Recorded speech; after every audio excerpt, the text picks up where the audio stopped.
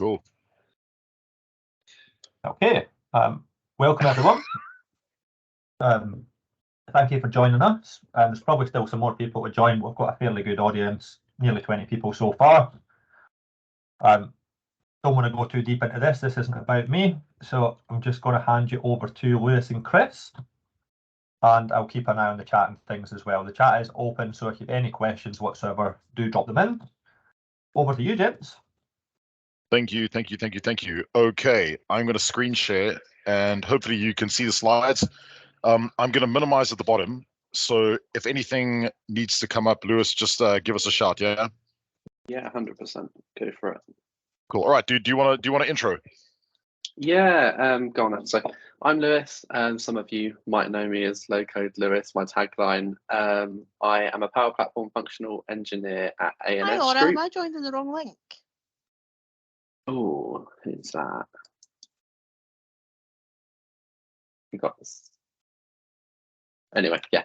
And I'm joined by Chris today. We're going to be talking a little bit about sort of taking advantage of the wider Microsoft Cloud ecosystem and some other ecosystems on that front when building with low code to deliver impact with context. Chris?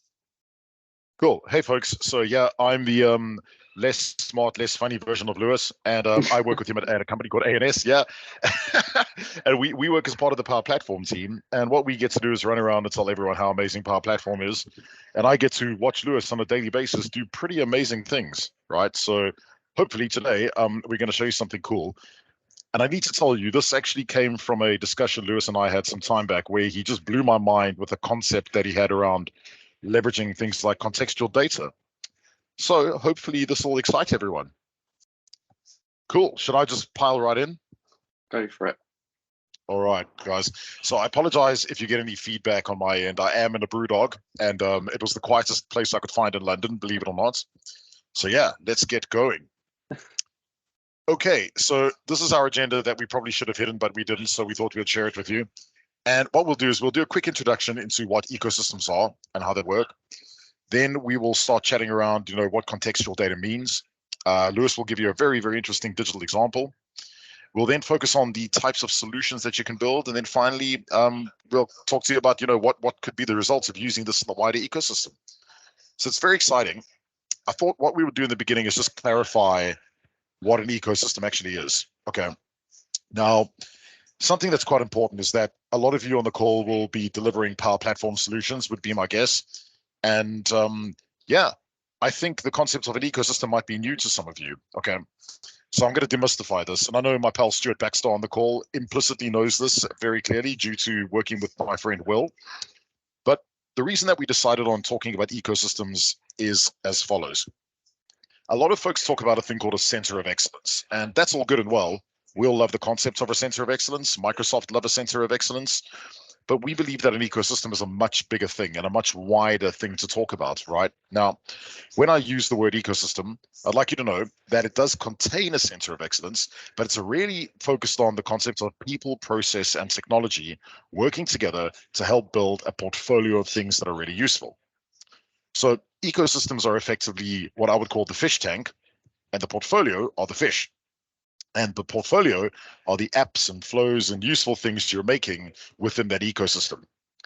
Now, one of the things that's really important is that roughly in around the year 2000, when the clocks ticked over, we had this concept of digital transformation. It actually came up in 2012, but it existed under another word before then. And I don't think we did digital transformation very well. And I'll tell you why. I think it's because we focus so much on the technology, but not enough on the people. And there's a turning point now with AI and generative AI kind of leading the market where we have to be focusing on the people, and we have to be focusing on how to enable people to use technology. So it's no longer about just tech anymore. It's about focusing on people and giving them the tools and enabling them to use technology to solve business problems. So an ecosystem is a pretty big thing, right? And I love the fish in the fish tank analogy, but if you think about one of those like thriving coral reefs, that coral reef is effectively the ecosystem where the fish live. And again, your portfolio. The portfolio are the things that a lot of you do all the day. So my friend Laura, she's really great at designing canvas apps and making canvas apps look really great. Those are part of the portfolio that form part of the wider ecosystem. So it's very important to know that the things you make and solutions you build will live in a wider ecosystem. So today's discussion, we're going to be focusing primarily on the ecosystem as well as things like data, which are at the heart of it. Right. So understanding your ecosystem. I will take a bet with any of you, right?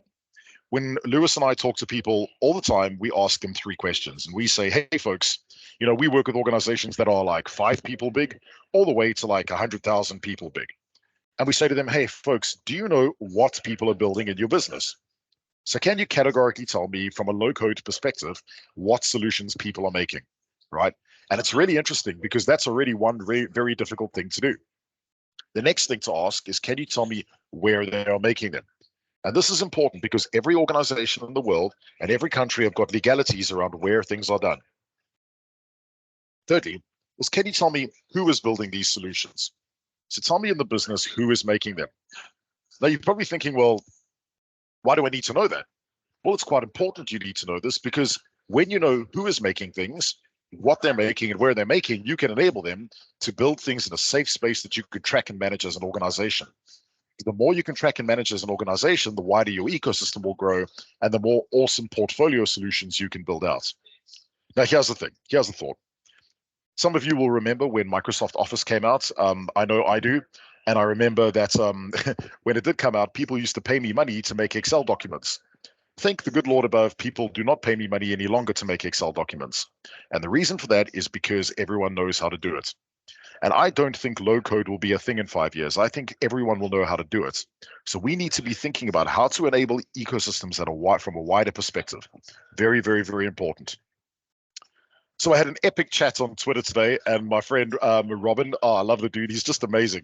So I asked this question on LinkedIn, and Robin's response is, I know the answer to these questions. Students build really shitty business critical apps based on SharePoint or the default environments. Got lots of hard work, ecosystem-wise, to get from our shitty Twilight world to an epic Lord of the Rings universe. But we are on it, Chief. I'm on it, says Kitty with a keyboard. And I think it's great, right? Because we ask this question all the time and people are starting to respond to it, which is incredible. My favorite question today was by some guy saying, fair enough, Chris, but always start with the why. Why are users building them? But I thought about this for a minute before I rashly responded to every tweet, because I do that. So I get a little bit crazy and I just write stuff on Twitter. And I was like, but why do I need to know why? Like, I don't need to know about every use case. So I'm going to read this to you. It says, okay, let me explain for X, Y, and Z as well. I don't care about every use case. And the reason is it's a platform that does many things. It's the same as Excel and Word. I don't care about every document or file. What I care about is the platform that solves the problem. We need to stop fixating on the use case. This is exactly what got us into this mess in the first place. With digital transformation, the tyranny of the deliverable, to quote my friend Andrew Welch. And if you don't follow Andrew, I recommend you do. As long as it's governed, the why is irrelevant to me. Just build the thing that solves the problem. Are you happy with the thing that solves your problem? Cool, next. And I know this is a bit scary, but we have to start moving away from the concepts of why are people creating things? Who cares why they're creating things?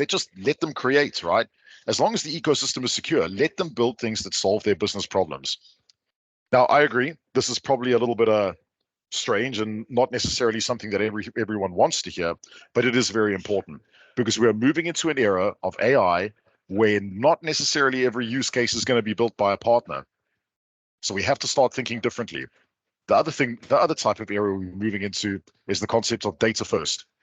Whenever we start thinking about building solutions, as long as data is at the heart of the solution and security wrapping around it, we're gold. So the why is irrelevant. The what, the where, and the who is irrelevant because when we can govern those, the why becomes stagnant. So again, when I start thinking about the concept of an ecosystem, it's really important for me to know that ecosystems are a collection of people, processes, and platforms which contribute to the creation of a portfolio of useful and beautiful things. The more people build, the more useful the platform is. And that's something that I've tried to push across the organizations that I work with. The easier you make it for people to make things, the more highly adopted the platform will become. And the more highly adopted the platform will become, the more governance you need. So that's very important, the concept of governance within an ecosystem. And in fact, I'm going to retract that and say adaptive governance, because not every organization is the same. So I've always thought ecosystems are a bit like a big city. And I'm sitting in the middle of London at a brewdog drinking a beer. And something that struck me when I first got to the UK, I had to learn a couple of things. I'm from South Africa, if you don't know the accent, and no, I'm not sorry about the rugby for those of you who are sports fanatics. And if you take a look at this picture, you'll notice a couple of things, right? Number one, the buses are driving on the left-hand side of the road, which is pretty good. Number two, there are no physical guardrails telling people to stop crossing the road. It's common sense or guidance as such. So people have just learnt that if you run across the road at a red traffic light, the likelihood of potentially being injured is quite high. In South Africa, they'll just squash you. Now, what's pretty scary about this is that you can actually see that there's a bit of a mob mentality forming over there. They're ignoring the rules, and people will follow. You can see that there's a street light highlighting an island over there. That is guidance. But there's some governance in place with these walls and shop windows to stop people from climbing into the building. You can also see that the vehicles are using indicators. All the people you see wandering around here are the people that work within your ecosystem. It's very important to know that everyone serves a different task. Some people use things, some people make things, and some people admin things. But everyone's got their own goals, right? And that's really important. When you notice this, there's also some governance. There are some curbsides that people shouldn't be stepping over. There are some gates over there, and there's some stairs that we're using to guide people downwards. You can also see that the platform is pretty big over here. The platform is effectively the city itself, providing a mechanism for people to move around and do their thing. And finally, the portfolio, the buses, and all the little digital bricks that people are using in this city to make sure that their empire is built and run correctly. So I find it really interesting that when I can compare a city to a low-code ecosystem, it's one and the same. So what did we do about this? Well, we thought, hey, we should actually invent our own low-code city or our own ecosystem.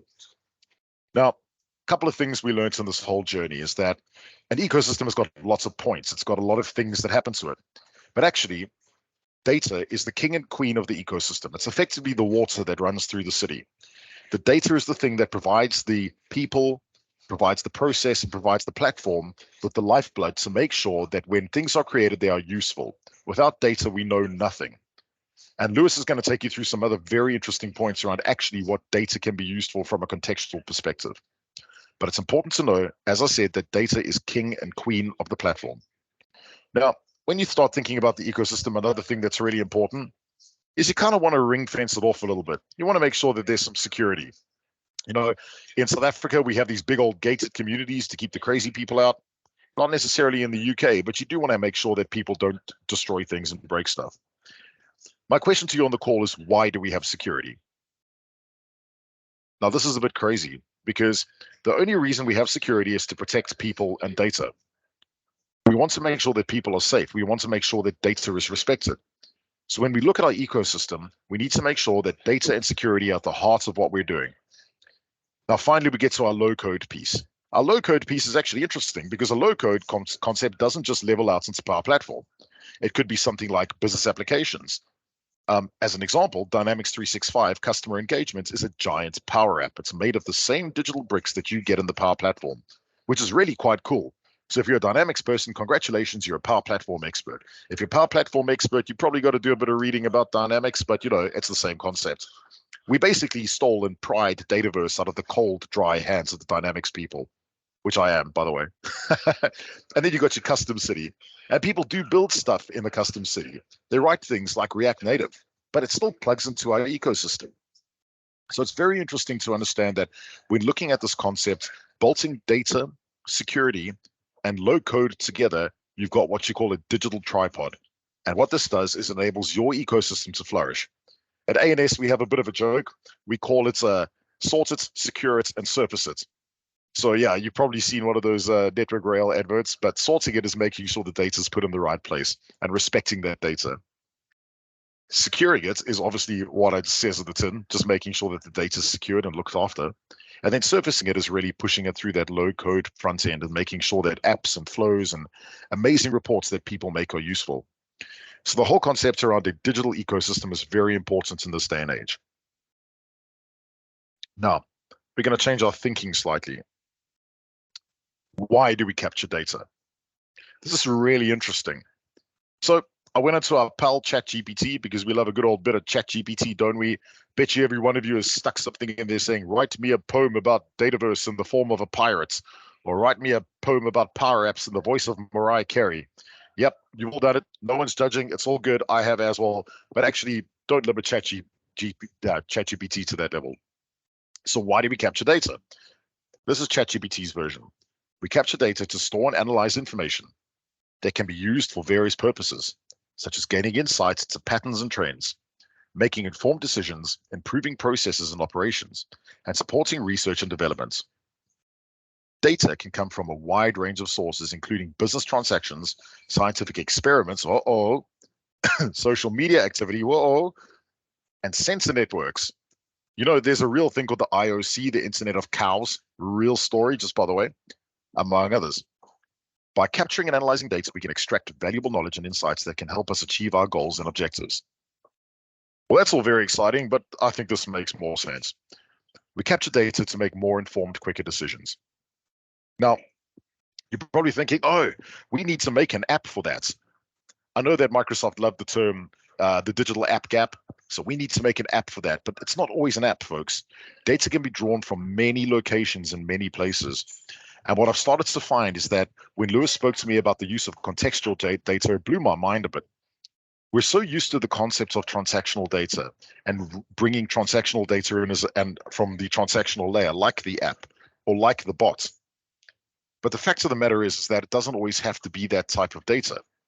Did you know, using tools like the Microsoft Graph, which Lewis will explain in a bit more detail, you can actually get some incredible pieces of information from around your ecosystem. We're looking at plugging in things like OpenAI and using large language models to understand what's going on around your ecosystem. You can generate that same type of data. In fact, sometimes even more detail. So data is there to make informed, quicker decisions. And let me tell you, the data that you get doesn't always come from the source that you think you get it from, which is really important. So let's start thinking about something here real quick. A lot of you have heard the concept of the Microsoft Cloud. Well, I'll tell you, it wasn't always like this. The Microsoft Cloud effectively used to be called the three clouds, which is the dumbest shit I've ever heard in my life. It was Apps and Infra, or Azure. It was then Dynamics 365, or Business Applications. And then it was the Modern Workplace, or Teams. Not just Teams, just kind of pushing it out that way. And those three clouds effectively made up the Microsoft Cloud. And when James Phillips came into being, he said, look, we're competing against people like Google and Amazon. We have one cloud, right? We don't integrate between three clouds. That doesn't make any sense. So they created the Microsoft Cloud. It was really cool to watch. And as you can see at the bottom, the Microsoft Cloud is underpinned by security and governance, okay? And that's really important. So everything I say from here on out is always underpinned by security and governance. You'll see the fact that Microsoft runs on trust. That's really important to know. And please understand that they have some crazy security tactics in the background to make sure things are looked after. So if you only knew, it would be insane. And you can start to see the platform layer at the bottom is always supported by Microsoft Azure. So effectively, Azure is the giant, concrete, amazing platform that supports things like Power Platform, Dynamics, the developer tools available in Microsoft 365. And then they've overpinned it with the industry-specific components. So that's things like higher education. I've just lost the last one. Financial services, that's what I was going to say. Yeah. So it's really important to know that this is all overpinned and underpinned with real thought-provoking stuff. Now, that's all good and well, but where does data play into this? Well, data is at the heart of this whole thing. Again, I'm going to reference my friend Andrew Welch, right? Because Andrew is a phenomenal ecosystem architect. He's a virtual CTO and really, really good at explaining how and why data should fit together. By the way, that siren you're hearing in the background, I don't know if you are, but that's typical London, and it's right next to me, so I'm sorry. Cheapers, that's loud. Cool. All right, it's going away. Anyway, so Andrew does a great job of articulating what we call a reference ecosystem. Now, I'm going to pile into this. If you would like to check out Andrew's blog, please do. It's called Understanding Cloud Ecosystem Value and Architecture. And it's also one of my friends, Anna Demity, Andrew's significant other, have worked on this together, which is really incredible. So I'd highly recommend, if you're into data and into understanding sort of the wider ecosystem, it's well worth checking out, right? So let's take a look. I will definitely not articulate this as well as Andrew will, but I will do my best. So this reference ecosystem is basically split into what we call neighborhoods, right? Now, at the bottom of the layer, you can see that it says core platform services neighborhood, and you've got things like insights and security. These ripple through the entire neighborhood, making sure that data is respected and looked after. On the left-hand side, you can see core business systems neighborhood, and this is where a lot of us are really used to working. So your core business systems could be something like Dynamics, it could be something like Salesforce or SAP, but all this stuff is always really line of business type solutions that we're used to working on. What's new to us is this application portfolio neighborhood, which is at the bottom. And that's typically where we have a lot of people building low-code Power Platform solutions to kind of enhance what happens in the core business system. Really important is the integration neighborhood, using amazing new tools like Fabric and OneLake, which I'm very excited about. On the right-hand side, you've got your data distribution neighborhood. Again, OneLake being central to that, plugged in by Fabric, and then using the AI tools within Power BI and Power Apps to surface data. The real chunky stuff where your contextual data is generated is in your unstructured data neighborhood. Now think about this for a minute, folks. On the left-hand side, you have core business data. On the bottom, you have data that's being generated out of those not necessarily core systems, but solutions that are relevant to your business. And on the right-hand side, you've got your data distribution neighborhood for things like Power BI. Something incredible has happened in the last few years, and contextual data has been made far more real to everyone using this unstructured data neighborhood. Every time you click on an email, every time you open something inside a PowerPoint presentation, that generates contextual real data. And it's not only limited to the Microsoft product stack, right? So you can actually look outwards as well, which I know Lewis will go into.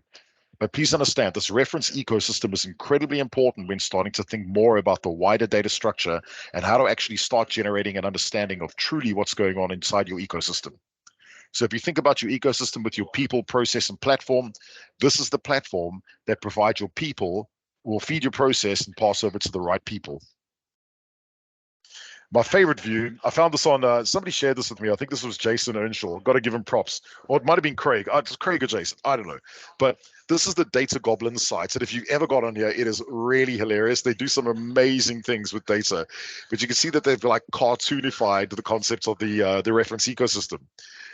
Yeah, so you got OneLake in the middle, which is cool. You got the Lakehouse stuff on the left. You got the generative AI woods. These are going to become far more central, which is really exciting as well. The Spark Skywalk, I have literally no idea what that is, but it's super cool. There's your data factory for data integration over there. But you can start seeing that if Azure was a cartoon, this is what it would look like, right?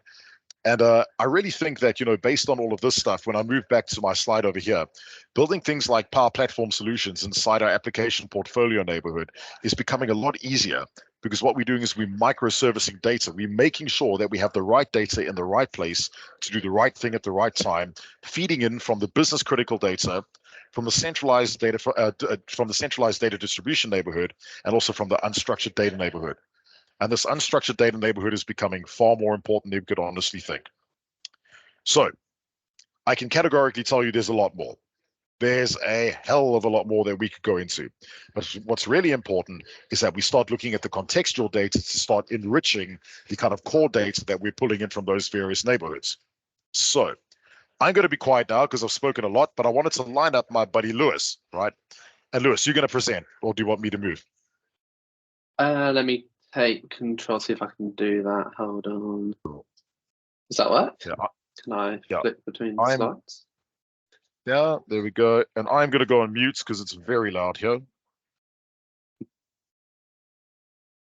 Cool. I think that will work. Let me just try and flip. That does work. Awesome.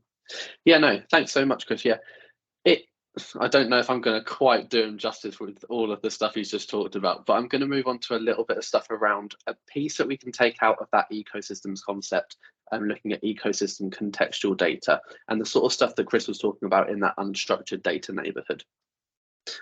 So this is kind of something that isn't really new at all in the world of building software, but it's something that I've seen an awful lot less in the world of low code. And that's sort of taking the idea of business data or subconsciously created data, which is more the kind of stuff that we were talking, or that Chris was talking about with that unstructured data neighborhood, such as like productivity and activity data, and it's using it as context effectively to allow stakeholders to perform more beneficial business decisions at a much faster pace.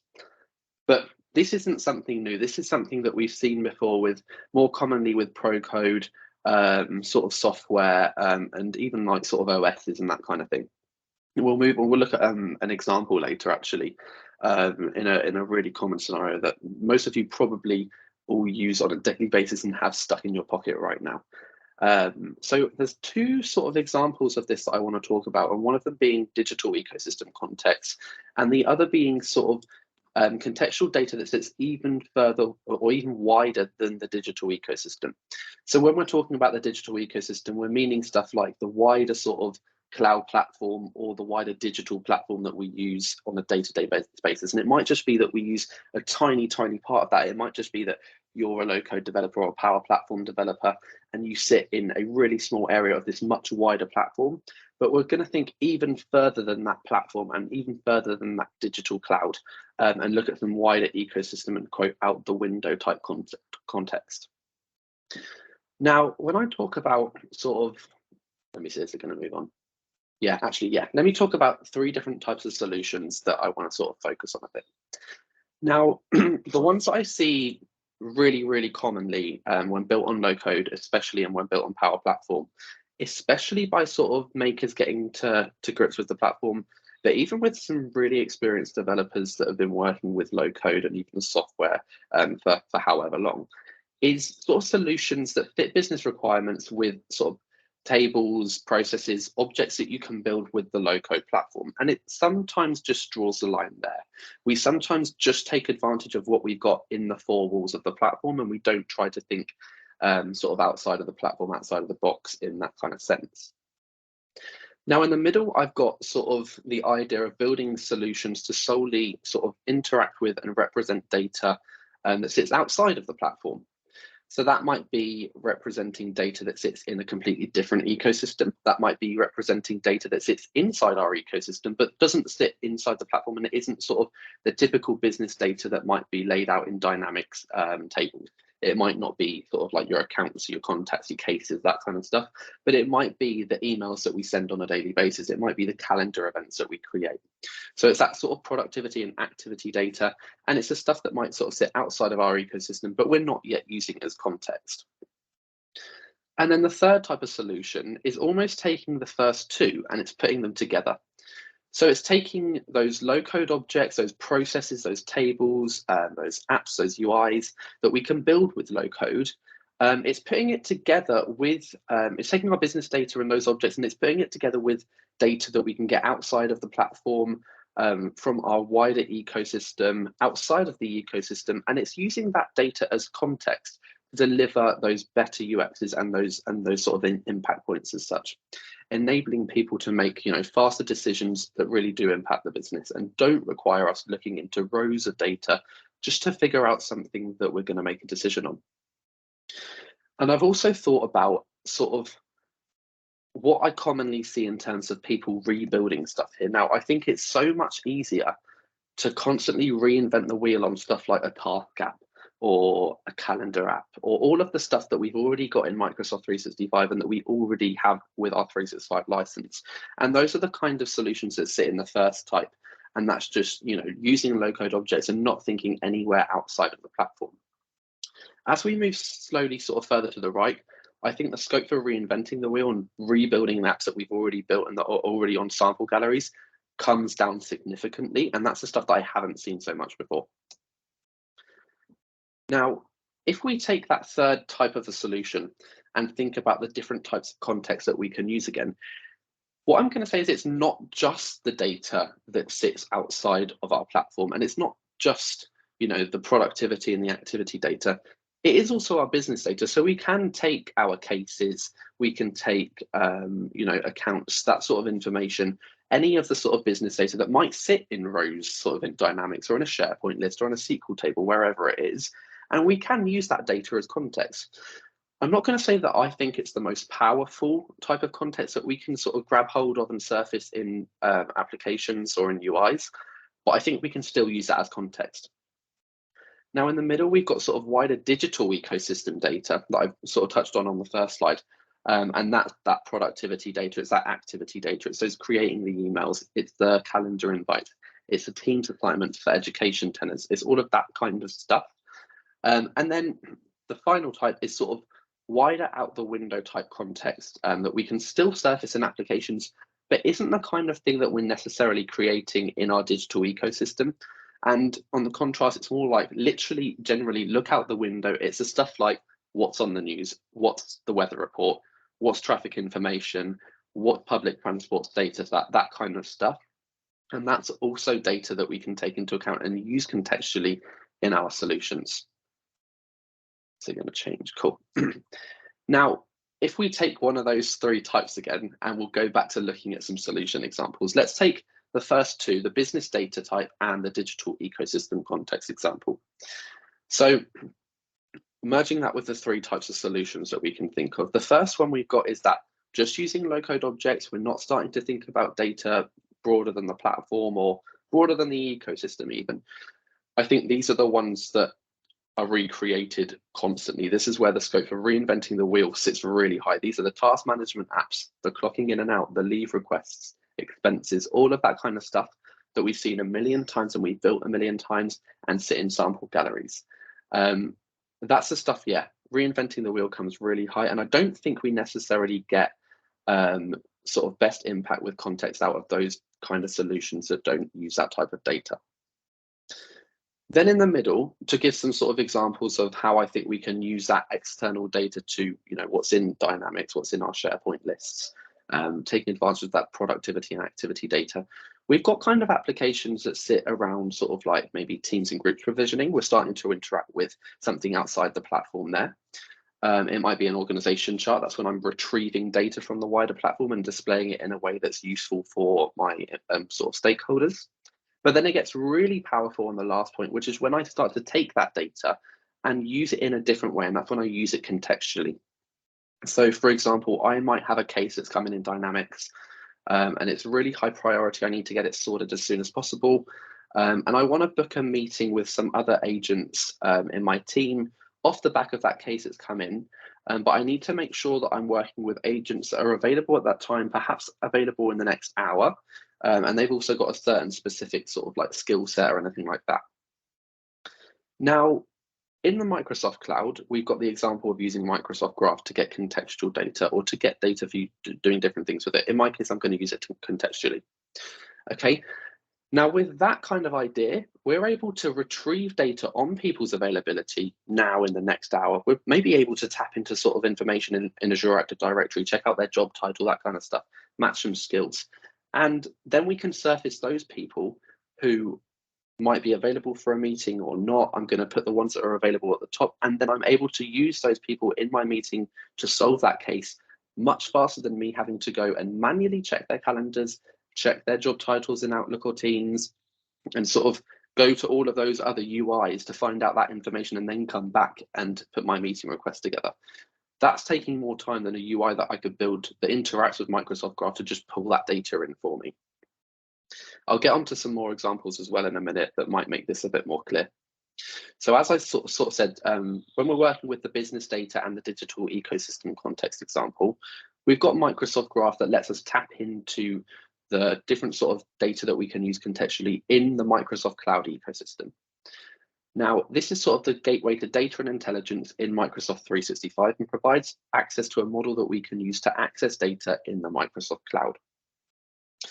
We basically use graph.microsoft.com and we can get data and insights in the Microsoft Cloud, such as tasks. We can get messages, calendars and availability, groups, devices. And if any of you sort of work with education tenants and that kind of stuff, we can even get stuff out of Microsoft Teams like assignments and classes. So this really lets us get data that we would almost subconsciously create. It's not the kind of stuff where I might fill in a form, a typical sort of Dynamics or SharePoint list form, that kind of thing, and see a row that's created after.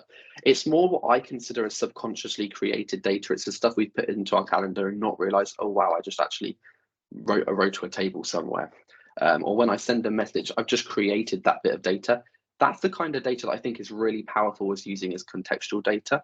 And we'll move on to a little bit more about that. So I want to give you an example of this straight away. Let me just bring up another screen as well. So recently on my blog, I spoke about a solution example called Call a Clinician. Now, there's 3 different problems here that I sort of approached and tried to solve using data from the Microsoft Cloud as contextual data. So say, for example, I'm working in a healthcare scenario and I need support from another clinician to solve an issue that I've got on a ward at a specific time. It could be that I'm understaffed in an area, and in another area, we've got clinicians available to help with a certain problem that I'm having. Now, a typical sort of call for help might be, I'm going to head over to Active Directory. I'm going to look in sort of Outlook to find someone with a job title that might match the skill set that I need. Then I'm going to check out their availability. Just a quick one. Yeah. Sorry to interrupt. If you're gonna demo, don't forget that I'm sharing my screen. Yeah. Oh, cool. Yeah, that's true. I've got my PowerPoint here as well, so that's okay. That's fine. Yeah, cool. Which bit did I get to? Yeah, they're gonna have to. Yeah, no, I'm on it. They're gonna have to go into Outlook Calendar and check that person's availability. Okay. Then I'm going to have to hop over to a third manual bit and check and log into Teams or Slack or whatever they use to communicate. And I'm going to have to message that as a clinician to see if they want to come and help me out. So I've had to log in to 2 separate platforms there and go into 3 separate interfaces and complete those 3 manual actions, which have taken me the next 5 minutes. So I've just wasted 5 minutes. And you can imagine that if that action is completed by clinicians all across a hospital multiple times a day, the amount of time we're wasting is ridiculous. Okay, so now I'm starting to think about how I can resolve this with a low-code solution and using contextual data from our wider ecosystem. So I've built a little bit of a solution that I'm going to share with you now. Effectively, what this does is it looks for clinicians with a suitable skill set, and we've done that by matching clinicians with sort of skill-based Dataverse records. Then it's going to interact with the Microsoft Graph API to check out their availability. And finally, I've got a quick sort of Teams button that will contact them on using a Cloudflow, and it will request that they assist at the current location that I'm at. So if I just share my screen, excuse me. So just to give you a little bit of background on how this is working, I have got an app registration set up in Azure Active Directory. Now that's got delegated permissions set up for the presence.read.all permission for Microsoft Graph. So if you're wanting to do this, you need to create an app registration that has that delegated permission. You'll also need to do some other things in there that let you work with delegated permissions in Power Platform by working with custom connectors. And you can check out this blog post on my site. There's a number of blog posts around Call a Clinician that will help you build a solution. There's also a sample on the 5th post, I believe, that will just let you get hands-on with it. So I've got my app registration set up with a presence.read.all delegated permission. Okay, now I've got a number of environment variables set up, and I'm also interacting with Azure Key Vault here. So I've got, first for my authentication and authorization piece, I've got my tenant ID, I've got my client secret, and I've got my client ID of my app registration. So those are the 3 that are solving my authentication sort of piece. If I look at my secret, I'm referencing one that's in Azure Key Vault. The information about how to do that is on my blog. We won't get too technical right now. Then I've also got the other bits I need, so my resource URL, my host, and my authorization URL to make my requests. Now, if I come over here and take a look at the custom connectors that I've got in the solution, this is the custom connector. So I just need a drink quickly that I'm using to get my presence information on my clinicians to determine which are the best that I'm going to be able to request help from at that time. See, it would be really, really silly if I started requesting help from clinicians who are busy or who I'm, do not disturb at that time, because, I'm just not going to get the help. So let's speed up that sort of bit of a manual process by skipping to the people that are available. So if I just nip into this custom connector over here. Now, you saw that I had those environment variables set up. The place I'm going to use them is directly in this custom connector. Now, you can use environment variables in a custom connector. You can also use the sort of type that you use as your key vault as well. So to reference them, we're going to use an @ sign and then environment variables with the V capitalized. Then in brackets and double quotes, we're going to use the internal name of the object, and that's how we reference it. That will bring back the value from that environment variable. Now, I've just given my connector a bit of a description here. I've referenced my host variable, and I'm going to skip over to security. Now, for implementing my authentication and security of my custom connector, I'm going to use OAuth 2.0, and then I'm going to set the identity provider to Azure Active Directory. Now, this has cleared it all out because I've already created the connector and I'm coming back to edit it now, and you can't do that with these. Okay, but what I would have done in all of these fields is the same thing as what I've done over here with my host input, and I'm just going to have referenced the environment variables that match these fields. Now, if I hop over to my definition, all I've done is I've created a single action over here, given it a bit of information, an operation ID that's unique, and then I've really simply just hit import from sample. I've selected my get method over here for interacting with an API, and then I've used this URL over here. You can see where it sort of says @ environment variables, and then my host there. That would be https graph.microsoft.com. It's just replaced that because it's noticed that it matches a value in an environment variable that I've got to use. Okay, what I need to do here when I sort of paste in my URL over here when I do my import from sample is I need to replace the user ID that's part of this request URL with something in curly brackets. That basically makes it an input parameter that's dynamic that I can sort of populate when I have a flow step or when I'm using this in Power Apps.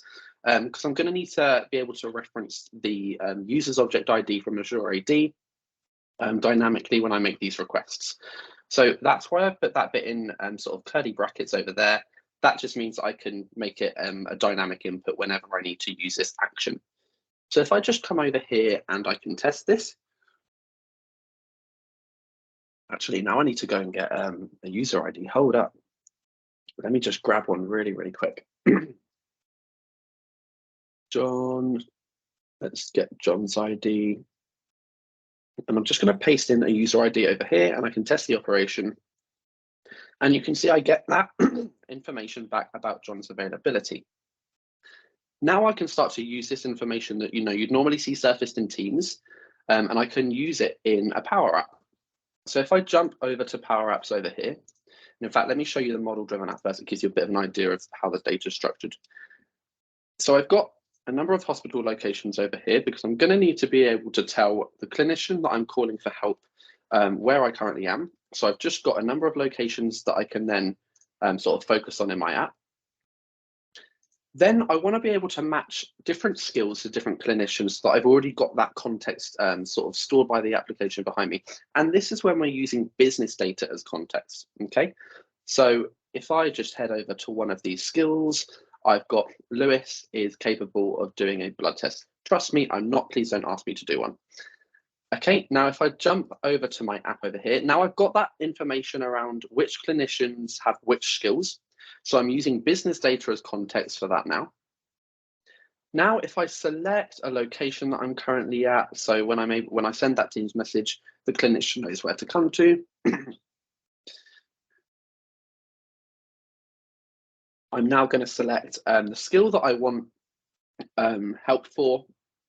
And I've already got the people that are available at the time. Currently, apparently, I'm not on Teams, so I'm offline. And I'm just going to be able to hit one button and send them that information straight away to ask them to come and help me. Now, I've clicked two buttons, maybe 3 when I was adding the location. And that was, I think, I would say 10 times faster than having to go into 3 different interfaces across 2 different applications to try and get that information just to get someone to come and help me. Now, if I just flick back, where are my slides? Cool. I'm on the wrong one. How can I switch?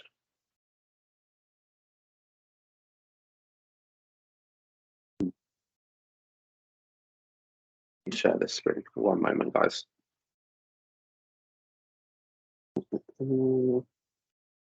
Cool. Can we see that? It might be a bit off sizing. Can we see that though? Cool. Yeah, it's awesome. coming through okay, man. Fantastic. All right. Let's just skip through.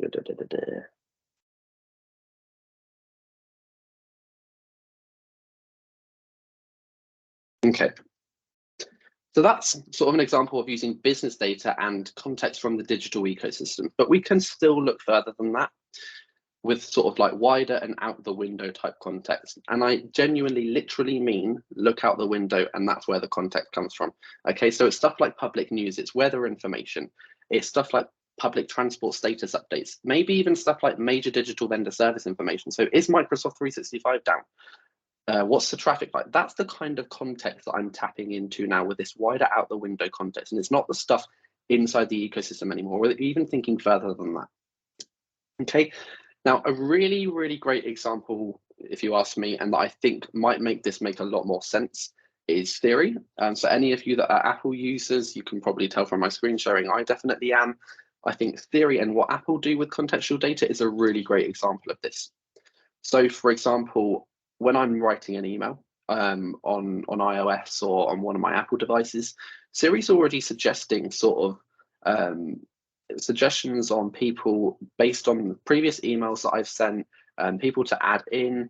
It's looking at my calendar, suggesting if I'm available at a certain time that I've referenced in my message. And it's using data from all around iOS and iCloud. It's bringing that in and it's making suggestions as I'm composing that email or that message. It might be that I've sort of put something into Maps and I'm on a trip to get somewhere. And I actually did this. I was on the way home the other day from somewhere, and Siri just popped up, or iOS popped up, and it sort of said to me, hold on, you can now take this other route and it will save you like 7 minutes. That's using traffic contextual data to improve the sort of user experience and customer experience we get with the interfaces that we interact with. Okay, so that's sort of like a real life consumer example that you might use on a day-to-day basis. It's taking contextual data and using it to make all of the decisions we make so much faster. Now I've got one more example that sort of taps into using business data and contextual data a little bit more, but also takes advantage of that out the window context. So this is one that I've only just started, so I don't really have a complete demo on. But the series that I'm working on at the moment is basically a solution for planning homework assignments and revision tasks for students. Now, I'm sure lots of you know that I was only in education a year ago, hence why I'm doing this. It sort of resonates with me quite well. But so a problem that I always had was my teachers would put assignments on Microsoft Teams, and then, yeah, it would go in our calendar for the due date, but there was no way for me to schedule in that work without me copying out all of the data that was on that assignment to my own planner. And I've just wasted a bunch of time doing that. Now I need to waste more time searching for background information to complete my revision task. So now I'm going to solutionize that. So I'm basically going to take contextual data from the Microsoft Cloud. So this is my digital ecosystem context. I'm going to tap into Microsoft Graph, and I'm able to get back information on the Microsoft Teams assignments that I've got at the moment. Oh, I've just come out of that. Cool, we'll leave it like that for now because I'm going to bring up the app that I've got. So yeah, I'm going to sort of surface the Microsoft Teams assignments that I have for myself in an app. And then what my plan is, because I haven't yet built this, but I'm then going to use APIs that can get information on the news. So when I'm actually centered on a specific revision task or homework assignment, I'm going to have news articles surfaced that match sort of keywords on that revision task or homework assignment.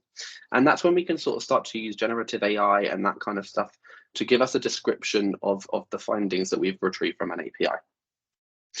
Now, let me just see if I can bring this up. So I've got this app over here. Now, if I head over to Microsoft Teams. With this, we can yeah, only go see for part of the screen by the looks of it, mate. We can't seem to see the app you mentioned. Oh, cool. Okay, hold up. Oh, I'm on the wrong screen. Terrible at this thing. Hold on. I'm glad I stopped when I did then. There we go. Yeah, we can see Teams now. Remote learning rubric. cool. I thought I was good at screen sharing as well. Clearly, I'm not so great. Anyway, here we go. Let's open this up. But basically, for any of you that haven't sort of interacted with education tenants and that kind of thing before, if you've not worked with schools, higher EDU sort of facilities, that kind of stuff, in education tenants, we've basically got this concept of assignments in teams. Now, this lets team owners, also considered as teachers in education tenants, to assign homework or assignments to the students in that class, which are quote the members of the group or team. So I've got a number of assignments that are sort of created over here. So when I go into this app, it's going to be a view of the ones that I've created because I'm a teacher in this context. But if I was a student, I wouldn't be able to create them here. And this would be kind of the ones that have been assigned to me. So this isn't a functional app at the moment. This is simply a mock-up of a first page UI. But you can see over here, if I just head back to this sort of page, let's see if I can find some of these. Let's see, I've got my mind map one. So hopefully over here, there we go. I've got my mind map one right there. I'm clearly not sorting very well there. But you can see I'm pulling that data out of Microsoft Teams and the places in the Microsoft Cloud ecosystem, and I'm dropping that right into an app. Now, I'm not using it contextually yet, but the next sort of post in my series on this solution will basically let me take one of those recent homework assignments and pull it into my schedule. I'm going to interact with my calendar and Outlook again via Microsoft Graph to do that. And I'm going to be able to add and schedule in when I want to do that sort of work. So, you know, that's a few examples on how we can try to sort of start to interact with the wider digital ecosystem that we're using. We can start to interact even further and use sort of out the window type context with news articles, traffic information, all that kind of stuff to deliver better user experiences and to create more impact by speeding up those decisions and that sort of thing. But yeah, that's sort of what I wanted to cover off. If there's any questions, anything like that, please go for it. Chris, if you want to add anything, chime in, go for it. But otherwise, I think we're almost there. Yeah, just the last thing I wanted to say is that, first of all, dude, you are an absolute sorcerer. Well done, and thank you very much. It is an honor for me to present with you. Really, you're unbelievable. Thank you for joining me. Yeah, man, you're amazing. And I just think it's important for everyone to know that like contextual data is supposed to append and enrich transactional data, and I think Lewis did a great job of showing that. So, folks, please give it up for my friend. He did an amazing job. And also to the Scottish Power Platform team, thank you so much for having us. Absolutely. We greatly appreciate it. Thank you so much, guys. Thanks, gents. We've got a question from Craig. Go ahead, Matt.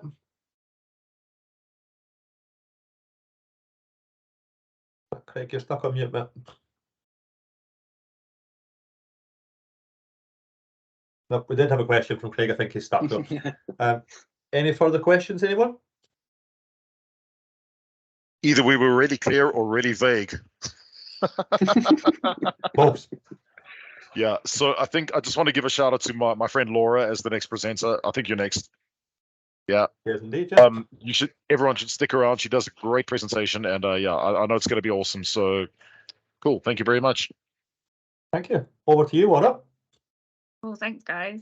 Right, let's see if I can share my screen successfully first time. That would be good. Okay, I'm going to share my whole desktop because I'm going to be flitting around. Slideshow. Okay. Hi, everyone. Thank you for joining us, and thanks to the Scottish Power Platform User Group for having me. I'm very, very honoured, and I'm extra honoured to be talking at the same time as Chris, Lewis, and Hamish. So my presentation is about PowerPoint for Power Apps. So it's about how you can use PowerPoint to do different design elements when you're thinking about a Power App solution. I'm not someone who is fixed on like using one platform for everything when you're designing. It's not that. It's just this is going to be just different things that you might think, oh, I can use PowerPoint for that. So the agenda is going to be a little bit about me, and then why you can consider using PowerPoint to design Power Apps, how you can use it. I'm going to give you a quick glimpse on some of the things that I've found you can use it for. And then because I've got an hour, I'm going to hopefully try and show you up to 3 things that you can do and how to do them. And then at the end, there'll be time for a quick summary and questions. Okay. So for those of you who don't know me, my name is Laura Webb. I'm a Power Platform developer at Kari. I specialise in more of a creative side of things. My background is art and design. I love to blog and write up summaries of events, and I've also created the initiative for the tech trump cards, if you've heard of that. I love everything Microsoft, accessibility, equality and inclusion. I love PowerPoint, obviously, and digital design and improving processes. I am a massive fan of networking, and I just love to shine a spotlight on everybody and anyone. I'm also in my spare time, I like to dance, draw, design, watch movies and listen to music. That's literally all I do. So that's me. So why use PowerPoint to design Power Apps? So it's included in the Microsoft stack, as you all know. And there are certain things that you can do offline, which might be useful.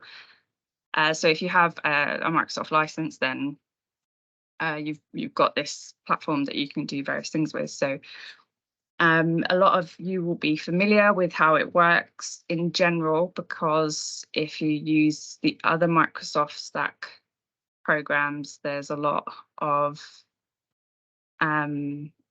stuff that is carried across the different platforms, so it will be familiar for a lot of you. And I've noticed that there's only a small percentage of the tools and features on PowerPoint that people use, and it's usually for presentations and presentations only. So I think that there's a lot more you can do with it, and that's why everyone should have a play around and find out how it can work for them. So the ways that I found it can work is for documentation. So FDDs and all of those types of documentation when you're building a solution, POCs, wireframes, creating SVGs like icons, images, like image fonts, and also recording demonstrations. So not filming, not doing live presentations and demos, but well, you can do live presentations, but I mean, recording snapshots and stuff like that is what I'm getting at. So, obviously. So a glimpse of the goods. Documentation. So as I mentioned earlier, you can produce things like FDDs, guides, ERDs, statements of work, manuals, policies, anything like that. I know we all naturally go to Word, but I personally, I'm not a huge fan of using Word. I don't know, there's something about the platform that freaks me out a little bit, so I prefer PowerPoint in general. And you can produce documents just as well in PowerPoint. So there's always that as the option. You can leave comments and use PowerPoint as a shared platform. So I noticed that there was, if you want to collaborate on a PowerPoint document, you need to have the file saved as a PPTX. Recently, me and some of my colleagues had fun trying to figure out why we couldn't see.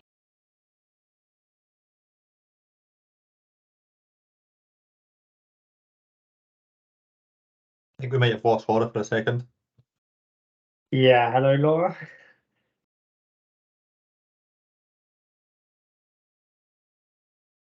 Just give her a couple of minutes, she may rejoin. Can just take a moment and laugh at the very, very flattering freeze frame we've got there.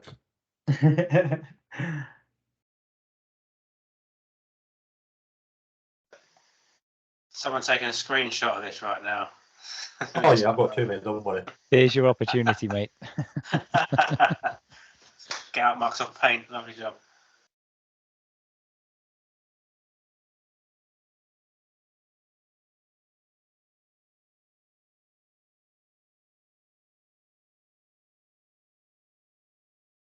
What about this, folks? Just give Laura a little message and let her know that she has frozen. She may well be still presenting and not know about it. Nah, she's gone.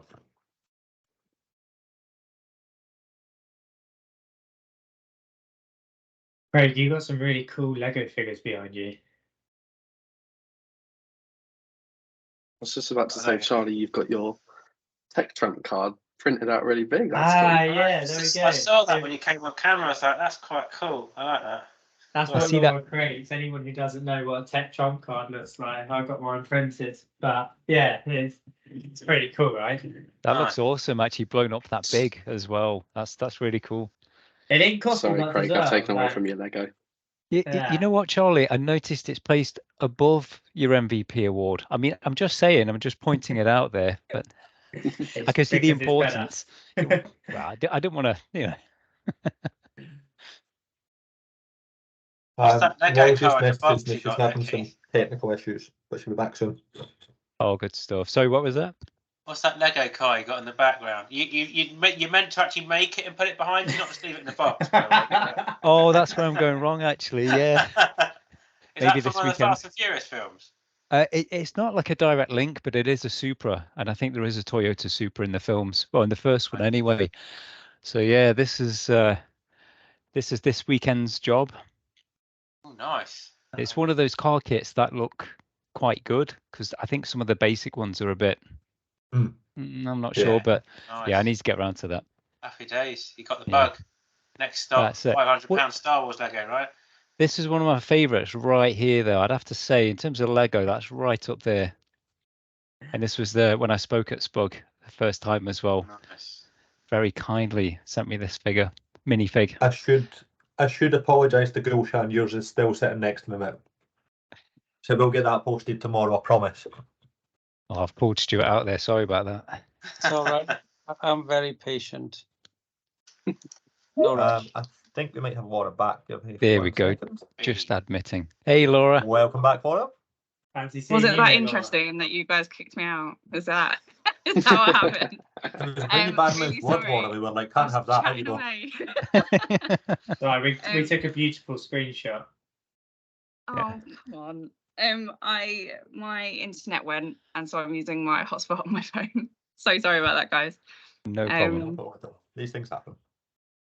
You might have to tell me where I dropped off at because I was talking for a while before I realised. Oh, you were on the collaborative PPTX bit. Okay, great, thank you. Okay, hopefully this holds out. If it happens again for a long period of time, just move on to Hamish. I don't want to waste any time. Okay. Yeah, the PPTX, make sure it's that. And you can share and collaborate and use the document at the same time. So this would be good for working on documents at the same time or doing workshops and stuff like that. So that's definitely something to consider. You can also change the size of the PowerPoint slides.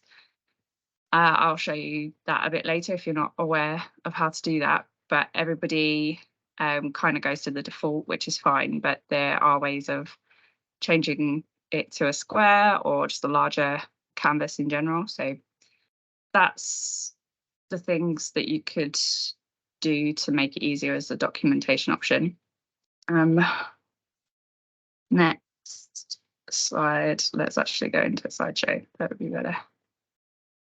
What a palaver. Right. POCs. So I have used PowerPoint to create mood boards and inspiration and color schemes. So it's really great for that. You can use like the free images and stuff like that. You can use those straight from PowerPoint and manipulate those. There are also some add-ons that give you more free images.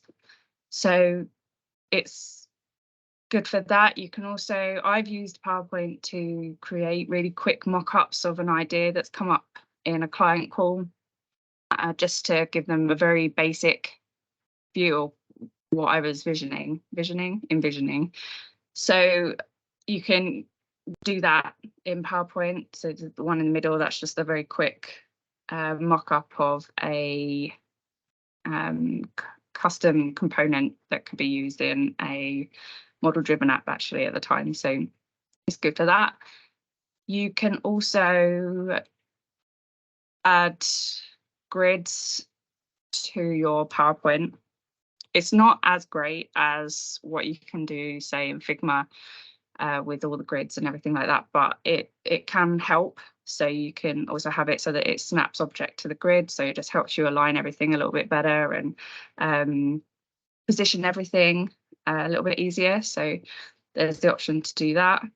You can use the shapes to create post-it notes and stuff, and you've also got Smart Art, which creates diagrams, and you can use that for flows or like showing structure and stuff like that. So these are all just some ideas of how you could use PowerPoint for those type of things. Wireframes. So I've used PowerPoint a lot to figure out what my screens might look like, just to get a gist. And this video clip here is me using PowerPoint to show navigation through some app screens. That's done with animation and triggers, and I was quite proud of myself. It's not super easy to do, but once you've got the idea and you do it more and more, it's not that difficult. I'm hopefully going to be able to show you, assuming my Wi-Fi stays connected. I'm hopefully going to show you how you can do that. And you can also create like the lo-fi and the hi-fi versions of wireframes, just to show the clients what they could have.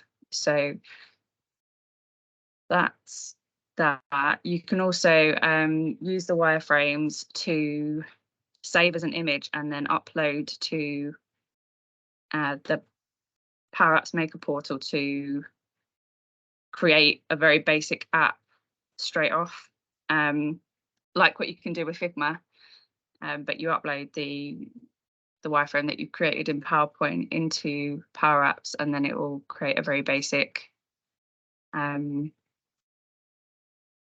like base layer for you to work on. SVGs. I don't know how many people know that PowerPoint can create SVGs, but when I discovered it, I absolutely loved it. And I do it all the time. I'm always playing around with stuff in PowerPoint, creating icons and images and stuff. You can edit icons that are already in PowerPoint, so the out-of-the-box ones. You can turn into a shape, and then it separates some of the different elements, and then you can color those differently, and then group them together again, or save them all as an image, an SVG, and then you've got your own icon. You can create custom shapes. So this vase flower image in the middle, I created that from out-of-the-box shapes and custom shapes. And then you can turn that into an SVG. You've got the ability to create your own buttons, turn them into SVGs, and then add them to your apps. You've got all the different formatting options, so drop shadow, glow, what's it called, bevel, add in different textures and images in, gradients, reflections. So you've got all of those different options, and then you can use them in your apps. And creating image fonts. So I had the SVG image of the flower, the bunch of flowers, and had the letter F, flowers. That was my thinking. And then I will show you how to do this, but there is, in Figma, it's called like Boolean selection. So where you can create your own shapes or subtract a shape from another shape. So I basically use the F on top of the flower image and then used one of these options, and it created an F with the flower image. So I'll show you a little bit about that later on. But yeah, it's just some things, and I absolutely love this slide because I really enjoyed making all of these things for this presentation. And the last sneak peek tip is you can do recorded demos, so recording clips and presentations. So you can record little clips like what I've done here, and it goes straight into the PowerPoint slide, or you can do your presentation and record that at the same time. And that just creates a little MP4. That's what you call it, MP4 file. You've got screenshots which you can take. I think it's outside. It takes it outside of the PowerPoint presentation and then slots it straight in. And you can also create little audio clips as well, and use them straight into your presentation. Okay, some demonstrations. I hope they work. So changing the size of the canvas. If you wanted to change your size of the slides to something other than the default, if you go into the design tab and then slide size, you've then got custom slide size, and you can change the settings. So you've got portrait, landscape. You've got some different options. So I quite like to change it to A4 sometimes, just to give myself more to work with. If you go too big, so you can change the width and the height yourself. If you go too big, it does tend to slow down PowerPoint, so that's just something to be aware of. It just starts to get a bit glitchy and temperamental, so don't go too big. But yeah, this is great. And what it does is it just changes the whole slide deck. So you can't have it so that one slide is one size, the next slide is a different size. It has to be all the same. And when you do change it, it gives you the option to maximize or fit in. So if you've already got stuff on your slides, it then gives you the option to either make the stuff bigger or smaller, or just make sure it all sort of fits in. So that's just something to be aware of. I'm really glad that I found that because I use it all the time. And alongside that, you've also got, I think I've actually got this open. Yeah. So you can create, so where I said that you can create documentation and also do workshops and stuff and have collaborative sessions with PowerPoint. I've created here a couple of templates. So I've actually created the slide master template. So these are fixed slides, and then you can add the shapes in to do workshops, ideas and stuff like that together, move them around. And this is, as you can see, a bigger canvas than the normal slide. So yeah, it's just a good way of using PowerPoint, I think. So you've got the rose thorn bud session here, and also the product vision board, just as some examples. That was a very quick demonstration. This one, it's more fun. So I wanted to just give you a quick show of what you can do with the icons that are already in there. So if you select an icon and then right click and convert to a shape, what it's done here is it's selected all the different separate pieces. So you can see here, the arm is now not a part of the icon anymore as a group. So with something like this, you could, I don't know, change their position. I quite often do stuff like this if I'm creating graphics for people. So there you go, they're doing leg raises. You've also got the ability to change the colours. So if I show you here, so it treats it as each one as a shape in itself. So you can make your own designs and then use them on your app. You can also use the shape effects on here. So if I use the bevel option, you can then make more of a 3D type of icon. Isn't that pretty? I absolutely love it. I could play with this stuff all day. You can also manipulate the shape. So you've got like points and stuff like that. So this space one, if I want more stars in there, add more stars. If I want to change the shape, so you've got edit points. You can see you've got all these points here. If I zoom in, so you can make the moon, I guess. I don't know where this would be, but you can change the layout of the land into whatever you want. And then when you're done, if you highlight it all, for the time being, you could group it until you're done, or you can save the picture as an SVG space, and then that will save it as a, as the HTML and stuff like that. So you can then use that in your HTML, CSS. You can then use that in your app, and it will look like your icon. Yeah, I just had other options. There was the this is chicken. It looks like. If I added in some text,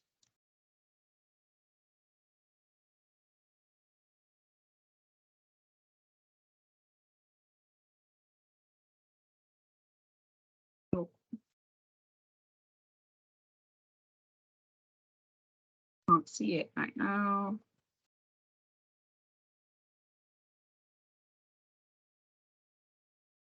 So if I select the icon changed to a shape, you can then see that the table is separated from the rest. And then if I select, so the icon is underneath, the text is on top. I think that's the right way around. You go to shape tab, shape format tab, and then you go to merge shapes. And these are the Boolean selections that you get in Figma. So if I click subtract, I think I've done it the wrong way around, but if you ever play around with these, so the union one would just merge the text with the table and you wouldn't be able to see it. You've got combine, can't remember exactly what that one does. Fragment will separate each of the letters and the icon underneath. Let me just do it the correct way around and then you can see the subtraction bit.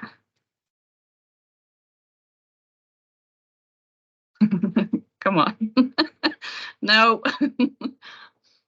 Laura, does the image need to be on top of the text? And then you subtract. No, No, it actually doesn't. I know that's what it's like in Figma, but in this one, it's just about how you select. Okay, I think I've done it actually. I think that's if I, yeah. So in PowerPoint, it's just the order that you select stuff in. Whereas in Figma, I know you create like a mask type thing, and then it depends on which order the stuff's overlapping. So yeah, and this would be how you can create like your own image fonts and stuff like that as well. I just wanted to quickly show you that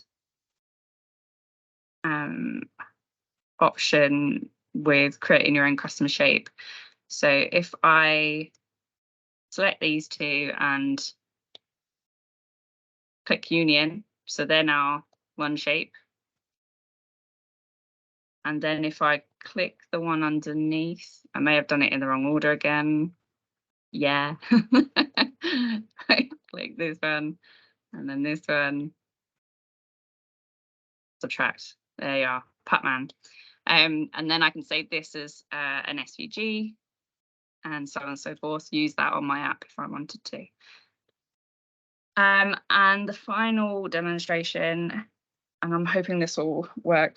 So I have written out the steps that I did to do this because I found it really hard to remember. But so using the animations and the triggers, you need to be in slideshow for it. So so if you were going to be like showing this to a client, you'd have to be in the presentation mode. But this is showing how you can use the triggers to show how an app would work, basically. So I've created a toggle with 3 oval shapes and a button, and basically when it shows yes, the button shows. The way to do this,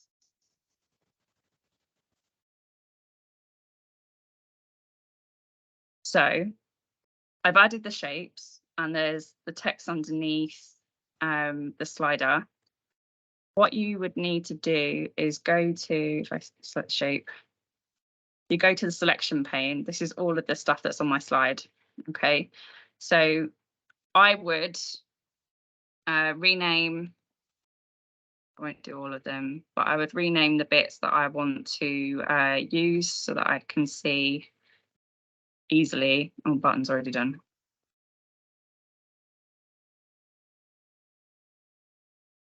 The text, Laura.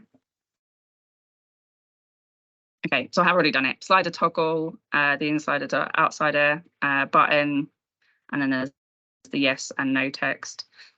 And then to add the animation, you go to animations, add animation, and we basically want to create the movement. So you click lines, that's also going to go down. Oh. This is the problem with hopefully that's a slider and not the text underneath.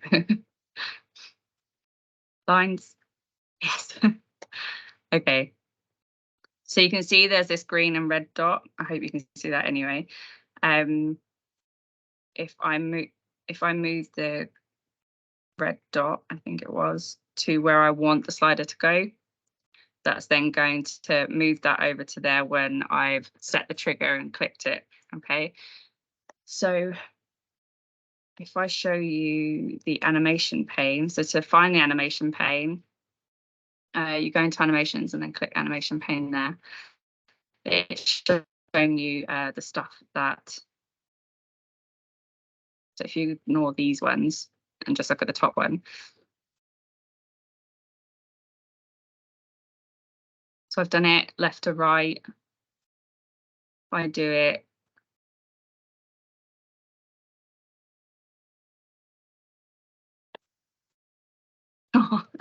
yes, again, I'm not going to do all of it. I am just going to show you because this could get very problematic for me and get me stressed.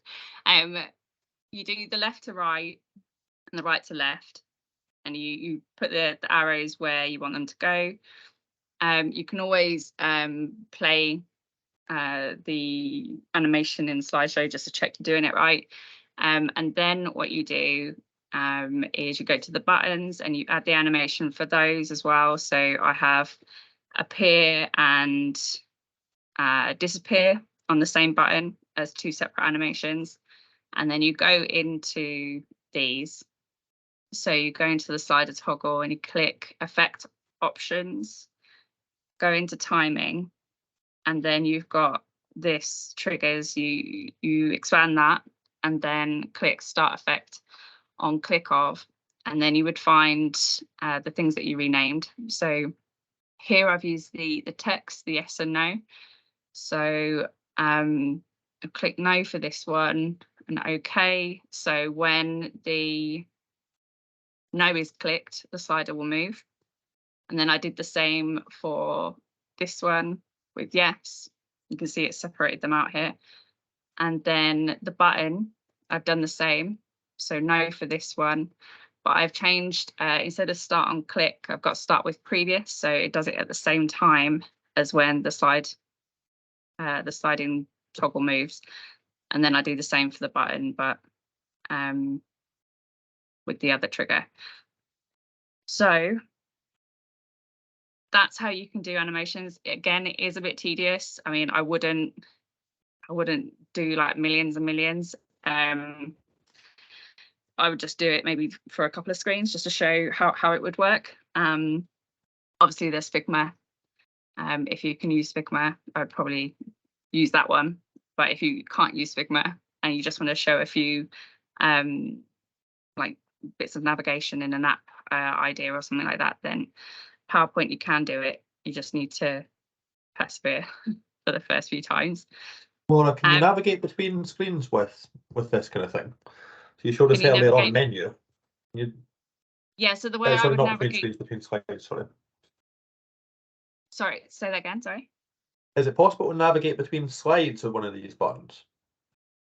Yeah, so I probably wouldn't use animations and triggers for that, but you can create links. Okay. So I do this quite often. So with the button, you add a link and then you pick place in this document, and then you can choose all the slide, choose the slide that you want to navigate to. And then, yeah, it works just as a button would do on a Canvas app screen. And you can also add tooltips and stuff like that. So that kind of helps. So anything else that you might need to know? For this, so when that clip I showed you here, of me doing it to show how the app might work for the dating app, if you remember that. You can save the PowerPoint file. Can't remember exactly. It might be just as the presentation or a PowerPoint show. So it's just the presentation show rather than going into the actual slide deck to edit it. So that might be an option to just, if you wanted to send it to someone and just for them to be able to see the navigation part of it. That is all of the demonstrations I think I can show you for this session, but if I just quickly go back to, so to summarize, I'm not going to go through all of these, but you've got wireframes, animations, mood boards. You can format different images and stuff like that and make your own SVGs.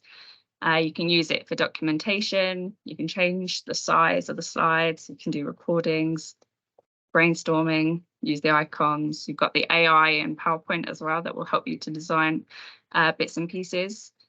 I didn't go into that, but I'm sure there'll be more with Copilot and stuff like that as well. So that's something to look at later on.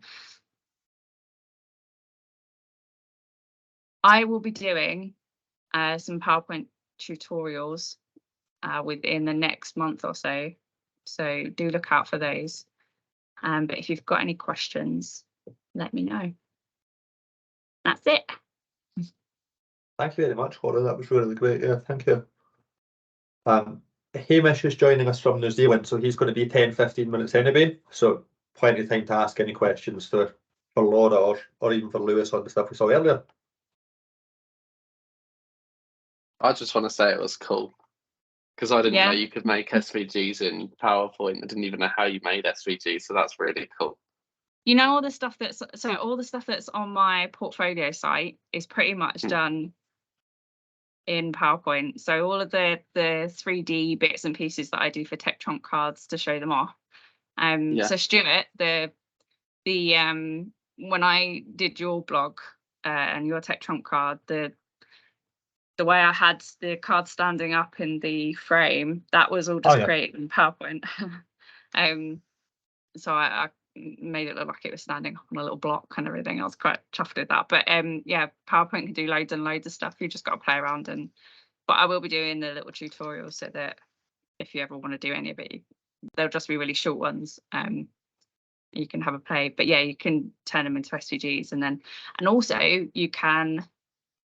So I actually because I'm not great with like coding and stuff like that, so I can't really. I didn't want to show you properly how to do this, but I don't know. I can't think of any proper use cases as to why you would want to do it. But I had one of the screens for the dating app, and I saved that as an SVG image, and then I uploaded it into Canvas app screen. And if you upload it by copying and pasting the code in rather than uploading it as an image, you can then tweak the code and tweak the image from within Canvas app. I mean, that might be a little bit too tedious, but it was something I was playing around with, like in regards to changing colors or gradients and stuff like that. Good techers to do. By doing it with the code.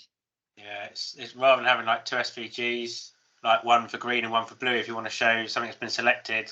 Yeah, the only doubt is if you've got loads of elements in an SVG, you've potentially got to go try and find the color X reference in all the different places.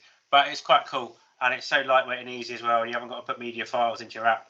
I've done that quite a lot, and yeah, PowerPoint is my go-to. Go to the icons because there's a much bigger selection of them. Pick the ones that I like that fit the theme. Whack it down to SVG, put it into Notepad, get the code, shove it in the on-start of the app. Voila! You just got to then try and find the color bits. It's tried and tested method. Really good. That's the one thing I did know from your presentation. But all the other bits at the end that you did, I had no idea that existed. Like all the button stuff and triggers, like that stuff's wicked. I love seeing stuff like that. So yeah, bang on. Just wanted to say well done. That was really good. Really enjoyed that. Yeah, it was brilliant. Little tips for you, Craig. That the whole thing you were saying about blue and green icons. If it's ones you use regularly, build up a component library. Yeah. Find all the colours once and pass it in as an input to your component. We used it recently on our COE build. We've got the same image in about 40 different colours in various different places. So at first it was going through them and find and replace. It was terrible, man. But yeah, that really helped me. Yeah, with it being a component library as well, we use it in like 20 Canvas apps now. Yeah, nice. Yeah, good call. And they're solution aware now as well, aren't they? Which also helps. They are, mate, I just wish that I'd been able to listen to this session, Laura, yesterday, because I think I spent like half an hour, 45 minutes just searching for free SVGs for my app last night. So you would have saved me a bunch of time. But now you know, and so you can do it for the next time. But yeah, it's I was like blown away when I figured that out, and I literally do it for everything. But you're right, Craig, with so that vase of flowers, I tried putting that in and then changing the colours for that, and I don't know what I changed. I just managed to find one, an element, and then the fill, and I changed it to a different colour, and then when I come off it, and it was like, oh, it's that. There was like a pink leaf in there somewhere. So yeah, that would be rather problematic, but it's just something that I figured, like I found, and I was like, oh, that's pretty cool. But yeah, I'm glad you enjoyed it, and I'll be doing more and more. So the more I find on there, the more I'll share. So, someone better go on social media and warn Christine that you're gunning for her with all your UI skills. I am not. She's got a completely different level of skills. No, that was really good again. So yeah, top notch. Well done. Might be a different level, Laura, but can she use PowerPoint? Oh, it's a fair shout. Yeah. Just saying. I've never seen her use PowerPoint. She's possibly too good for PowerPoint. No such thing as too good for PowerPoint. I just love PowerPoint. I've got like this loyalty to it, so I'm gonna and I like the fact that it's familiar. Like everybody kind of knows. They might not know how to use it exactly, but they know how to use Microsoft products, so they'll be able to get it fairly quickly, I think, once they're shown. So I'm gonna be that person.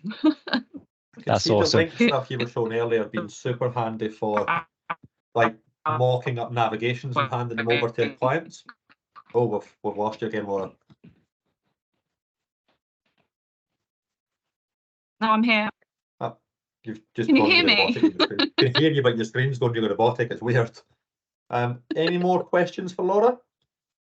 Just a comment, really. Just say thank you, Laura. That was next level stuff. That was absolutely brilliant. And I was unaware of so many features too, but I think you and Craig made a good point there that if you go to the icon library and things there, you can start stealing, copying all these icons and use them, because the ones within Power Apps out of the box can be quite limited. So you can go there and then even just use them out of PowerPoint. But I did the same, Lewis. Like the amount of time I've done searches, like I used to make Yeah. games and things, and I was looking for like button icons and things like this for hours and hours and hours. I just wasn't happy enough. And all the ones you But don't yeah, have to pay for as well. yeah, exactly. Like, oh, I've got to give them a credit, but yeah, go on, I'll use that. It's some kind of Creative Commons license or something. So no, Yeah. that's really, really cool. Just to know there's a library of stuff that can be used. That's awesome. So thanks again. You can merge the images with the icons with the fonts and create all sorts of new things, and it's just I don't have a lot of social life, so that's what I see it do. So yeah, I've possibly got a library on my laptop of all this stuff, but it's just very unorganized. But yeah, good. I'm glad you guys liked it. Awesome. Thank you. And I'd like to introduce our third speaker, Hamish, who's joining us all the way from New Zealand, but has the most Scottish name anyone has ever heard. So over to you, Hamish, and thanks again. Thanks, Stuart. And yeah, sorry I'm late. It's 20 to 7 in the morning here in New Zealand, so my voice is probably a bit husky. But thank you for having me. It's actually quite exciting to I guess go back to my roots. Obviously having a Scottish name, my probably great grandparents were from Scotland. But I have to confess I've not spent a lot of time in your country. I really want to. I plan to go back. I spent about 3 years living in London. This is a long time ago. And the only trip I've been to Scotland is we did a boys' trip for a weekend, climbed Ben Nevis and visited a few pubs. So it's about the extent of Scotland that I've seen. So I'm really looking forward to going back at some stage. But yeah, thank you for having me. What I'll do is I'll share my screen.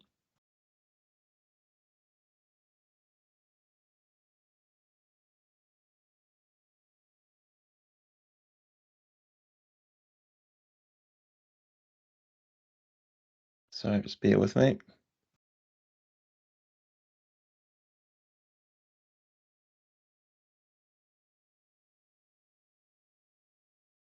There we go. Can everyone see that? Looking good. Cool. Also, I'll just bring you up. I think so I can see everyone, see the chat. Thanks for sharing the slide deck, Stuart. I love the picture of this cow I actually have got in our bedroom. I mean, we've got this kind of big, I don't know, it's got a massive picture photo of a cow like this on a black background. So yeah, I love these sorts of images. So thank you for sharing. Funny story, that cow is called Hamish. It's called Hamish, is that? Yeah. Very good. Yeah, so today we're going to be talking about getting started with a Power Platform strategy. For me, this is a bit of a topic that's dear to my heart. I've been doing quite a lot of learning and study and training around strategy over the last few years. And what I've come to notice is that organizations who don't have a clear strategy around how they're going to use or implement the Power Platform, the benefits that we expect to see out of it, and kind of can get a bit lost in their ways with it, a bit frustrated. And so for me, I think having a clear strategy is a really important part to underpin adopting the Power Platform within an organization. So what we'll be talking about today is, I'll start off with explaining why a Power Platform strategy is important. Then we'll talk about what a strategy is. I often find that the word strategy is used in a lot of different contexts. Sometimes I think probably used not in the right way. So we'll just have a chat about what strategy really is, and then I'll walk you through a framework for how to describe strategy and how you design it. And then I've got a workshop that I run with clients, which just kind of steps you through in terms of the Power Platform, what choices do you need to make, and what capabilities and skills and things do you need to have a successful strategy? And then after that, I'll share some resources around, once you have the strategy in place, how do you actually execute it? So how do you go about bringing it to life? Often strategy is, exercise that a company will do, and they'll have meetings and workshops, and they'll make this kind of vision statements and all sorts, but then it's just words on a bit of paper, and they don't actually follow through with it. So one of the important parts of a strategy is that you can actually implement it. All right. Moving on. So I do want to make this an interactive session. What I'd like you to do is to go to either slido.com on your computer there, or use your phone. This is a very good phone app. Scan that QR code. And once you're there, you should see, if you're on the phone, you see something similar like this with a Q&A section, and then Power Platform strategy at the top. And then, so it'll be blank for now, and then as I roll through the presentation, it'll pop up a poll every now and then. I'd love you to answer those polls as we go. So I'll just give you a minute to do that. Actually, while I'm doing it, I'll put into the chat there the number as well. So slido.com 2530514. Cool, we got it. Alrighty. Hope everyone's got that now. Right, so for those who don't know me, I think I recognize a lot of faces here from LinkedIn that we people we can connect with and share content together. So great to see so many familiar faces, but obviously we've probably never met in person before. I come from a Dynamics 365 background. That's kind of my entry into the Power Platform, and fell into Dynamics by accident when I was actually in the UK a number of years ago. And I was working for an organization as a developer, and they were implementing Dynamics CRM 4. So that was my introduction to it. And then very quickly after that, realized that there was quite a good opportunity to be a consultant for Dynamics 365. And ever since then, I've kind of gone down the path of developer to more functional consultant. Recently, I was running a Dynamics 365 practice here at a large Microsoft partner in New Zealand, large by New Zealand standards. And then about 3 years ago, I decided to go out on my own, and I just kind of got sick of the kind of large corporate work and decided to go out on my own and start my own business. And so I have a consultancy where we really specialize on Power Platform adoption, which is part of the strategy stuff I'm showing you today, and help a lot of organizations with workshops and running design. He's getting that kind of that front part of the project right. I'm not really hands-on tools anymore. And then I've also been getting into coaching quite a lot recently. I've got an online course, and some of the content I'm showing you today, I also teach at IDOU, which are like a design agency based in the States. And I help teach a course called Designing Strategy. So a lot of the stuff I'm showing you today, it's not stuff I've made up. It's actually from some of the stuff that I teach in other courses as well. All right, so I really want to start off just by grounding us on why strategy is really important. I think a lot of you will have seen these stats before. It's from a Forrester study on the Microsoft Power Platform from a few years ago. And these numbers are, they're super impressive, right? In terms of 502% ROI over 3 years, 74% reduction in development costs. Now, these are massive, massive numbers. But when I go out and work with clients, I'm not sure what it's like in Scotland, but here in New Zealand and Australia, it's definitely not many organizations are seeing or hitting these numbers, right? These are probably the companies that are doing the best with the Power Platform. and they will have a very clear strategy around how they're going to use the Power Platform. And so, you know, I think, you know, as a very starting point, if you want to start seeing these types of results, a strategy is super important to just frame it, and to, you know, a strategy kind of tells you what you're going to do with the Power Platform, what you're not going to do. It's the choices that you make around the Power Platform. And then we also have this big barrier, and I think, you know, everyone's all aware of this one as well, around there is this massive developer shortfall at the moment. And so we need to think about these choices we make around the Power Platform. It's not just as simple as saying we're going to start using the Power Platform in our organization and build all these business applications. We actually need to think about, well, how are we actually going to tackle the shortfall as well? And that obviously comes into things like you're nurturing citizen developers and those sorts of things. But we need to take into account, in terms of our strategy, you know, what are these barriers and things that we need to deal with as we go forward. Right, so this is where we go to our poll, and what's happened is that I did an update. Usually Slido works really well within PowerPoint, and you can do the polls straight from there, but for some reason I did an update and my antivirus won't let Slido into my slide deck anymore. So what I'm going to do now is run this from their website. And first of all, just a bit of a warm-up question.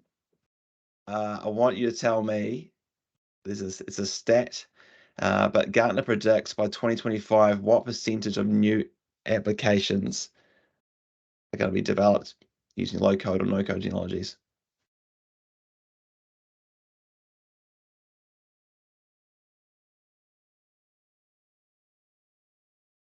How many people we got online? 25. I can see 11 votes. I'll give it 2 seconds or more.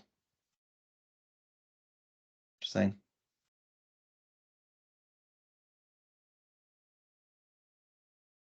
Cool.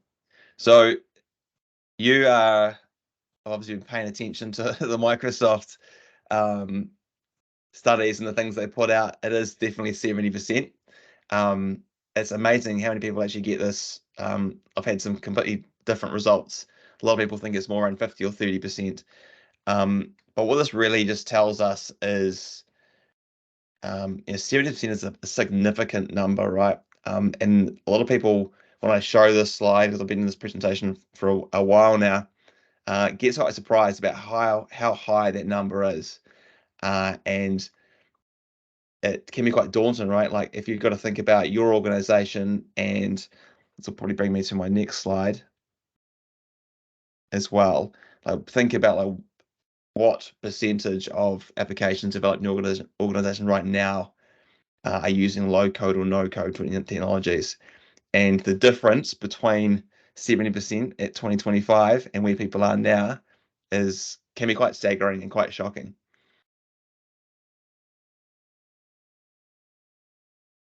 I'll give you a little bit of time to do this.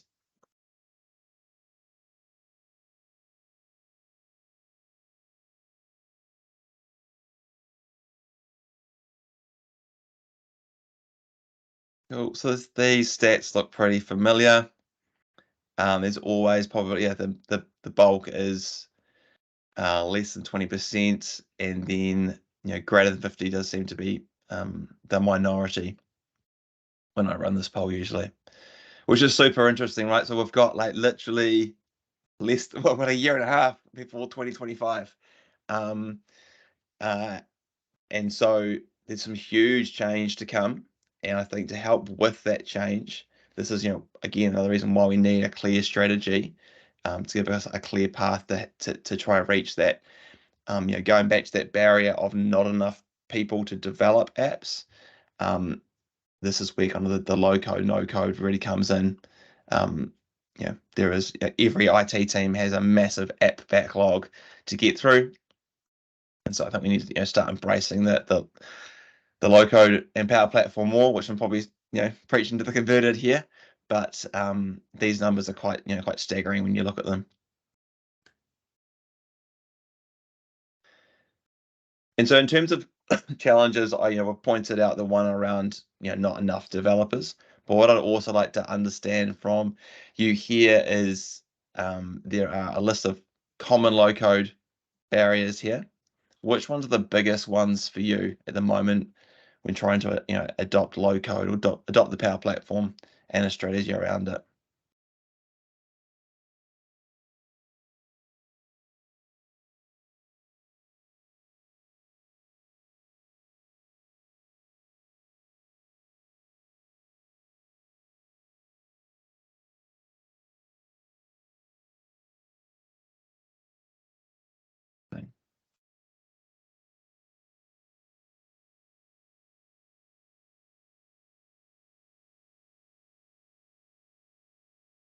So yeah, really interesting. These results similar again to what I've seen in the past.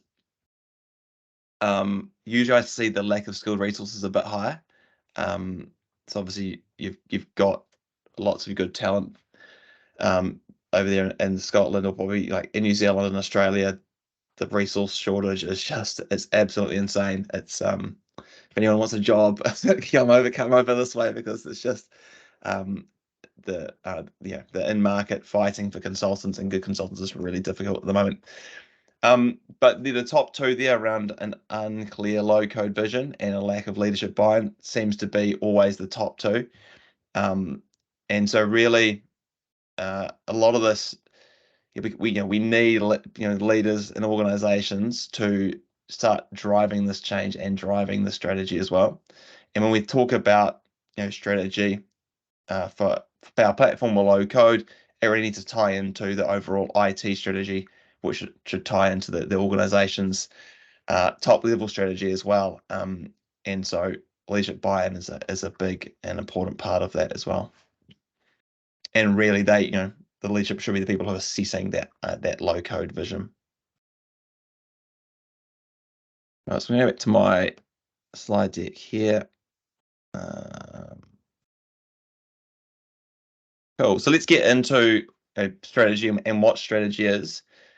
And a lot of what we teach at IDOU is around, there's a book called Playing to Win, How Strategy Really Works by Roger Martin. And this has been around for a number of years now, but is a really good book in terms of he's making strategy a bit more accessible to everyone. I think people think that strategy is for the executive, and senior leadership only. But whereas strategy should be done at every layer of the organization, and so is applicable for a Power Platform team within an organization. And in terms of defining what a strategy is, I like this quote. This is from Roger Martin himself, but it's really about I guess there's a confusion between strategy and plans, and people talk about strategic plans, which doesn't actually make any sense. A plan is a set of steps you take to get somewhere, whereas strategy is around what are those choices that you're making, and these are the key components to in terms of the Power Platform. Like what choices we make in terms of the Power Platform, and looking forward into the future. So into the face of uncertainty, we don't know what's going to happen in the future. So what we're trying to do is not set our strategy to be absolutely perfect, but we're trying to increase the likelihood that we're going to win or succeed now and into the future. And so we've got to look at those trends and things and look at the predictions so that Gartner's making around having 70% of the applications built on low code. Those are some of the things we need to consider going into the future and the choices that we're going to make now. So to help kind of bring this to life, actually, no, so I've got another poll first, which I'll bring up. I just want people to let me know, is low code part of your existing IT strategy? And I think in terms of Power Platform, is that kind of well embedded within your IT team? And when you go to ever build a new app, you're always considering Power Platform as an option, or is Power Platform the thing that just sits on the side and some of your IT people tinker with it and play with it and build things, but it's not actually a core part of your thinking and your moving going forward?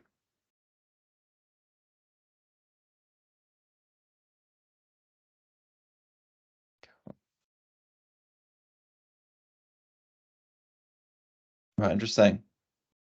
So good to see. I think everyone's here, or most people here, thinking about Power Platform, and it is a core part of IT.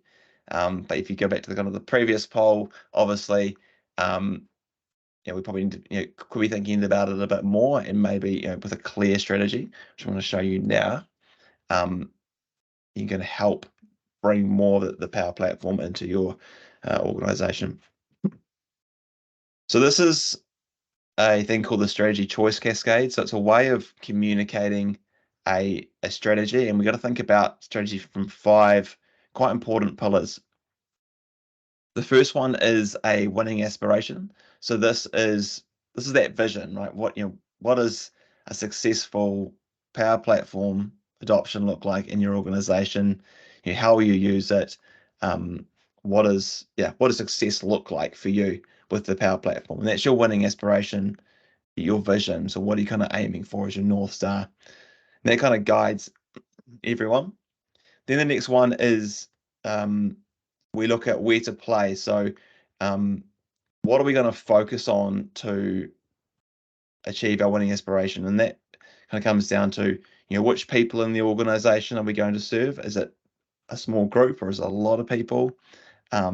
If you're a global company, are you going to do it globally or only in certain areas?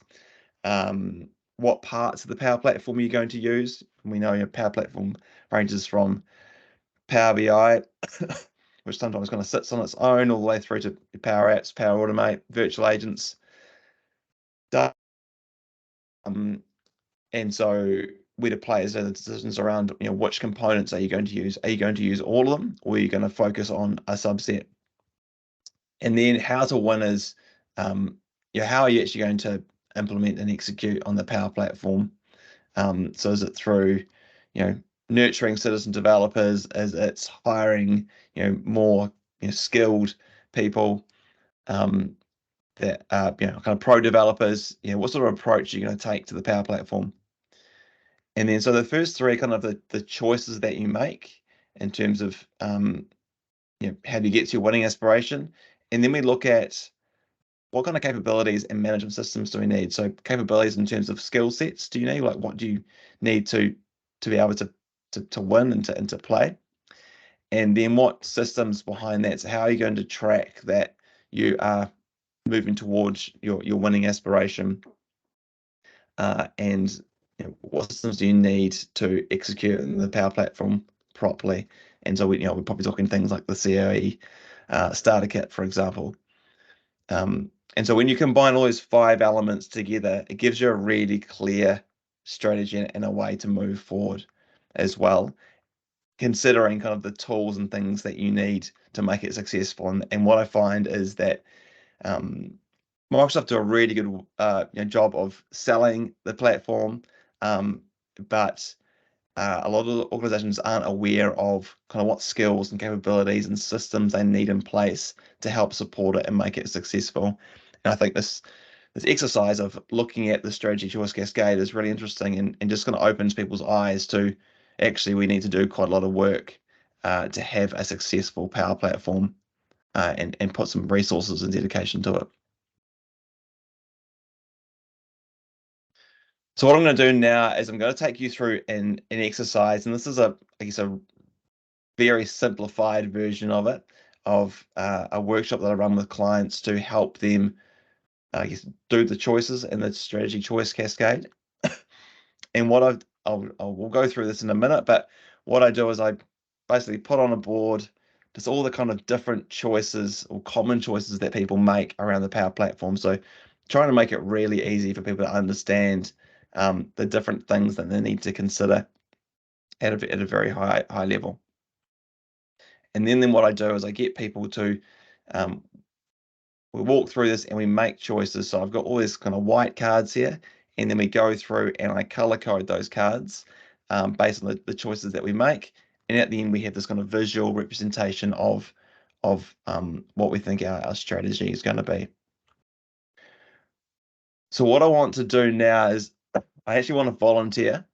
We're going to go through this exercise, and I'd like someone to volunteer to to make these choices. And what I'll do is I'll walk you through, got a Miro board here, and we'll just walk through each step in this exercise, and then I'll color code the choices that you make. But is anyone up to volunteer with me? Come off mute, and we'll go through this exercise together.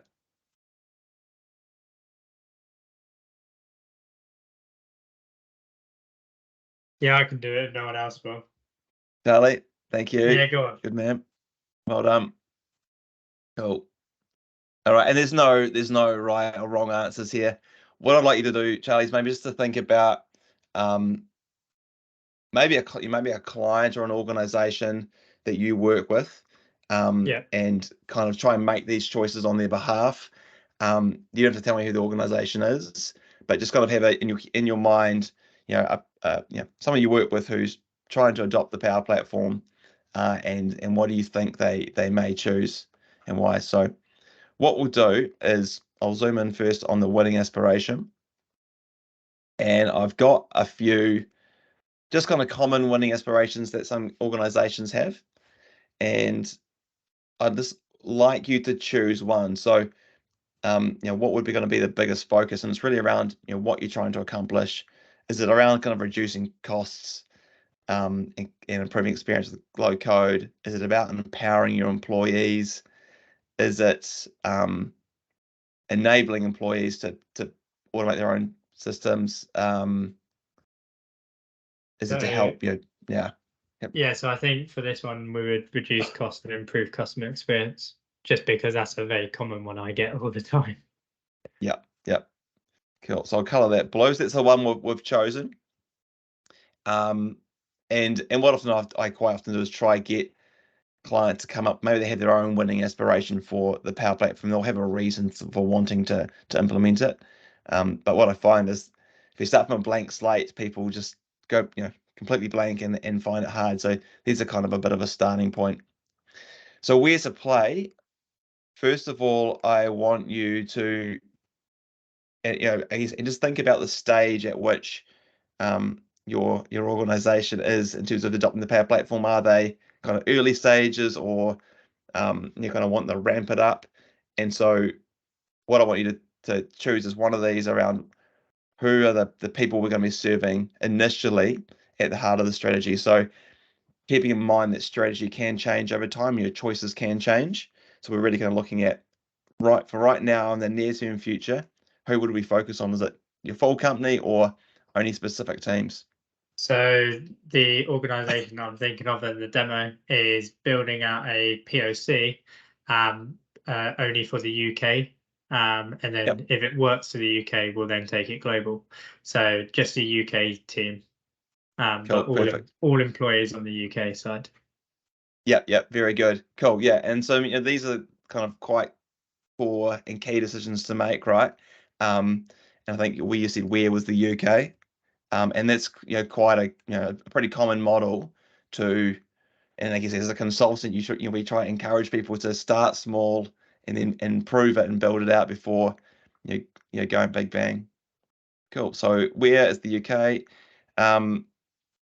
How will staff become aware of the Power Platform? So are you going to actively promote it to the UK team or organically? Champions inside the UK team. So pushing out through leadership and dedicated champions. Yeah. Cool. So I'm actually going to put just a different option here. Sorry. No, I mean this is work for you. No. This is a great example of I'll give you two choices here, but you're not limited to just these choices. They're just examples. So I think what I do encourage my clients when I go through this exercise is for them to come up with their own thinking around this. So that's good. And then when we think about these products and services, so what are we going to focus on? I'll zoom out a bit because this is the two different layers, right? One around is what are the key focus points. So I guess if you look at a center of excellence for the Power Platform, you kind of got the strategy layer, you've got the people who nurture, so trying to upskill people. You've got administration of the platform itself, and then you've got support around the apps and the users and things. So that's the first layer. And the second layer is looking at, well, what Power Platform components will we focus on? I often find that when you're first starting out, you don't always want to do absolutely everything because it becomes too hard for people to manage. So Yeah, what do you for, choose for the first layer? It'd be nurture and adoption. Cool. Because we're doing a big piece on actually getting the employees used to using the Power Platform. Some of them, you know, have only just come onto Teams. So using an app within the Teams is like, oh, you're asking them to do a bit much. So that whole adoption and educational piece, it's not scary. Yeah, very good. Cool. And what people often ask me, well, hey, wouldn't you start with your like strategy as being a focus first? And not necessarily, because sometimes, and what we're doing here, we're doing a very, I guess, small, very a slim version of strategy, just to get a starting point. But once you kind of learn more about how people are adopting the platform and how it's going inside the organization, then that can kind of inform you and your strategy, and you can start to focus a bit more on that as well.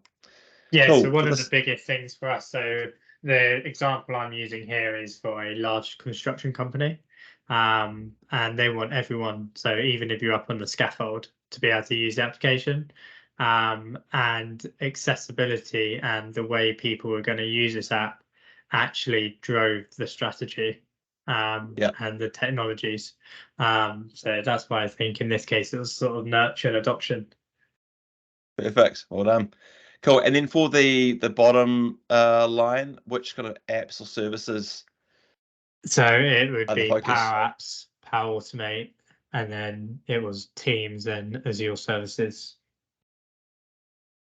We used a lot of the cognitive services, but you don't have to write all that. I was putting there. Yeah, and that gets an example. Cool. Yeah. So yeah, great. And that's a probably a very typical place to start, right? A lot of other organizations I see will just, like Power BI is hugely popular, and they'll just do Power BI for a while and then realize that there are these other components that they can start to look at. Yeah. Cool. And then I think custom connectors can also be, depending on where your data sits. So organizations who have legacy systems, or they want to, it's really important for them to connect to other systems, the custom connectors can be a good opening choice too. All right, so how to win. So this is kind of like how are we actually going to do this, and I think you have really kind of told me around, I guess it's around this being supportive, I guess, learning. So what's and you can add more ideas in here as well, but kind of what things will you do and focus on to make sure it's successful and sustainable? So looking at that list, definitely proactive support and ongoing engagement, and communication's been a big part as well. Yeah, perfect. I guess actually leadership buy-in as well, because it's leading from the top, and that's sort of relates to the champions. Yeah, perfect. Cool, awesome. It's really good. Some good choices there. I think, what we're trying to start to do now is kind of visualize, and what and I guess visualize what our strategy is starting to look like and what we're going to focus on, because I think some organizations try to do everything, but it's just not possible, right? It's not realistic, and so we're kind of making some really clear choices here, which is good. So the next one is capabilities, and so I've split capabilities into the different, I guess, areas of a center of excellence, strategy, nurture, administration, and support, and the kind of typically different roles that we have here. So Charlie, I won't get you to do this one, but usually what I do is I say, have you got a named person for each of these roles?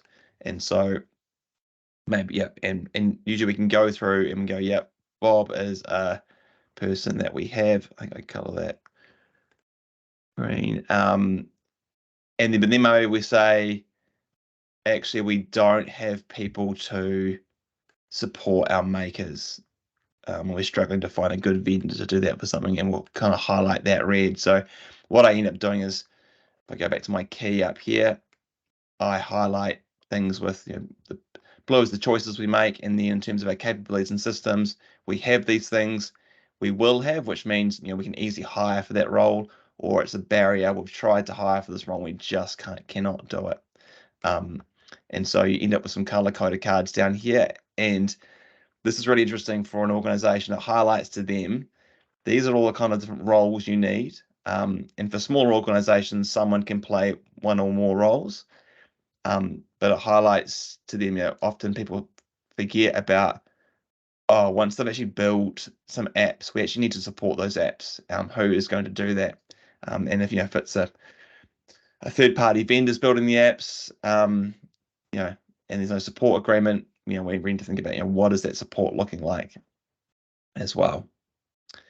So those are the capabilities, and it's just really just to check, do you have the right skills in-house, or do you have partners that you work with to get those skills? And which is this, you know, a really important part of actually being able to execute on our strategy. And then we got management systems. I'll get Charlie to come in here and help again, into 3 different areas around kind of, you know, what policies and guidelines you're going to have in place for your use of the platform. What processes have you got? Will you have? And what systems will you have in place? So out of those things there, Charlie, maybe kind of pick 3 or 4. Do you think it's the most important to focus on? So cost model, because it is a proof of concept and it's for UK, but it's going to go global, and we've got to look at saving costs. Admin guide, support, Yeah, massive.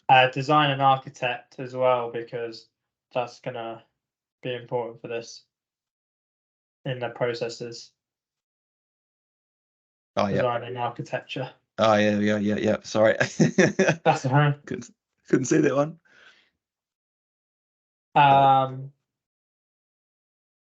And what I usually highlight here is that, because some customers don't even know this, that you do have a Power Platform admin center where there is a whole lot of stuff there already, and you already have that. Yeah.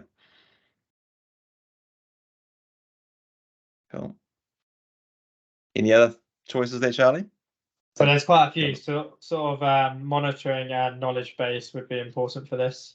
So monitoring the engagement, monitoring the sort of content that's uploaded, and then actually the knowledge base. So providing the content, providing the guidelines, and then because this is adoption, I would also highlight the community platform.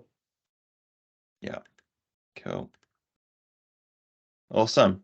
Super. Yeah, it's really good. I think, you know, that a lot of this ties really well in terms of, and if we look at back to the winning aspiration, and on that diagram I showed, like, all those elements are all linked together with arrows, right? And we can look at things like, well, cost model is something that we've chosen here as you know, a management system that we need. If we go back to our winning aspirations around reducing costs and stuff, so we actually need, you know, a way of measuring those costs and making sure we actually are getting our return on investment, which takes me, you know, back to my opening slides around you know, the benefits that some organizations are seeing with the ROI. So cool. Thank you for doing that. That's super helpful. And if, you know, we zoom out now, we can see color coded what we have chosen and what we haven't. And then if you have done this as a management team, or, you know, with the IT team in an organization, you can then actually, you know, use this as a way to communicate with the rest of the organization. These are the things we're going to focus on for our strategy, so it becomes quite a good communication tool as well. You know, really simple, super high level, but I think it's just, you know, important to make those choices and be really clear about and intentional about what those are. All right, yeah, back to my slides. So thank you, Charlie. That was great. Well done. You're very welcome. Thank you. Right, so now I guess it's around to this execution piece. So we have got a bit of a you know, that strategy mapped out. there, we've made some choices about what we're going to do, what, you know, and what we're not going to do. So what is the focus? And then the second part is around, you know, executing. I think a lot of you have heard about this thing called a center of excellence. And I'm probably, you know, probably not quite the right audience for me to tell you what a center of excellence is, but often when I go into with clients, a lot of them have this misconception that a center of excellence is this toolkit and it's a bit of technology. But you know, I think we all know here it's a lot more than that. It's really around teams of people working together. And I think this is actually from one of the Microsoft slides around center of excellence. They kind of split into 3 core components, right? A strategy team who, you know, do the work we've just done just now, and then aligning that strategy to the overall strategy of the organization and IT. And, you know, and also they're responsible for getting that leadership buy-in, which is super important, right? So, you know, making sure that we've got this nice strategy and we've made these choices, but make sure we actually execute it as well. We've got the nurture team, so that's, I guess, the people who, I guess, the training and the adoption, the communications, those sorts of things, and then we've got an admin team. Whoops, Daisy. Admin team who are all around keeping that platform safe and secure, enabling people to be able to, you know, build their own applications in a way that's not going to, you know, create technical debt or anything like that. So one of the my favorite tools and websites that I go to is the Power Platform adoption site. How many people use this regularly or know of this? Just put a thumbs up or something in the chat.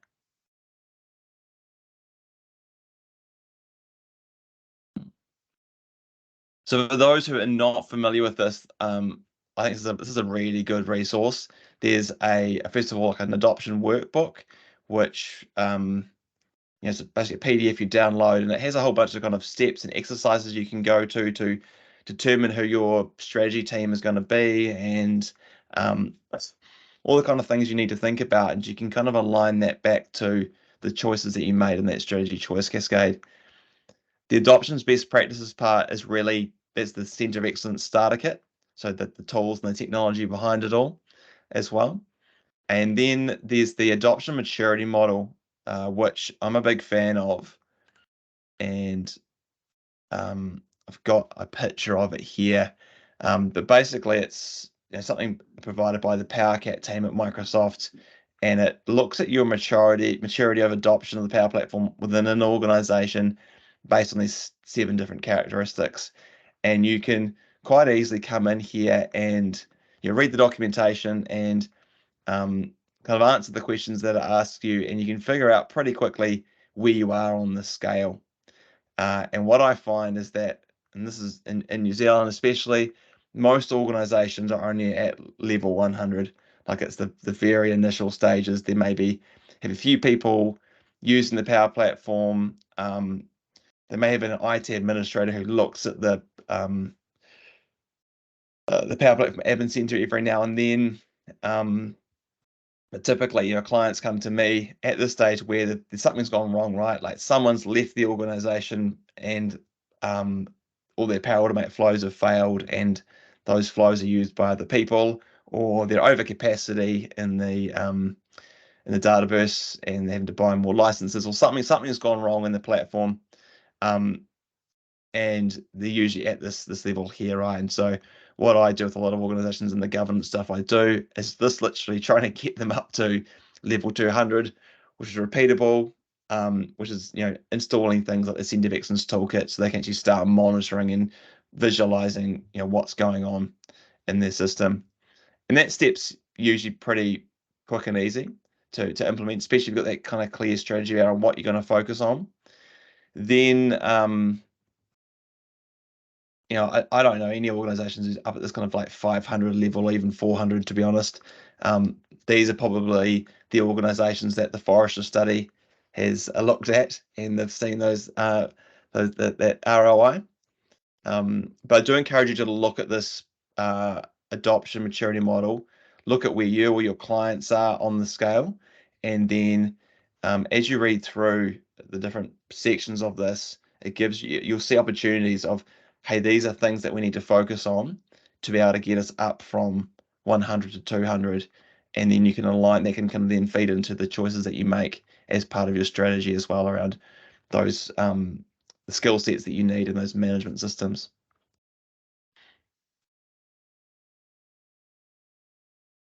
Cool. So we'll go back to another poll, and I want you to tell me, in terms of the maturity in your organization, where do you think you are? Yeah, do you not have no center of excellence? You're kind of just starting out. You're becoming more mature, or you're kind of that like level 300 plus for very mature.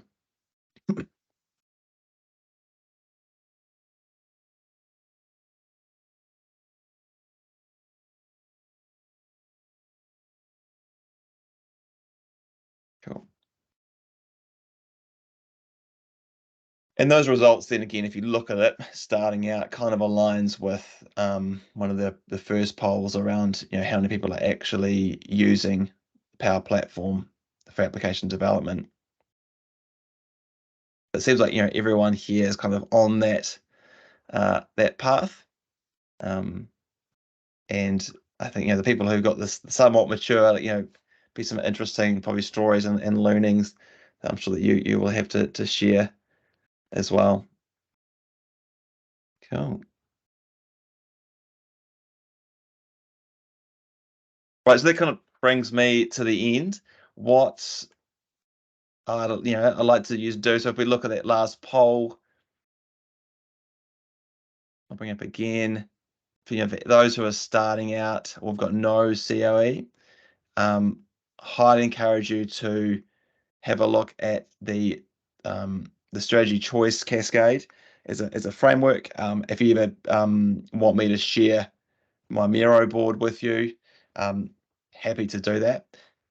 And then download the adoption workbook and just work through the steps, and that'll kind of help you execute your strategy as well. And two things you can probably do relatively quickly to help you kind of get started and kind of put you on the right path as well.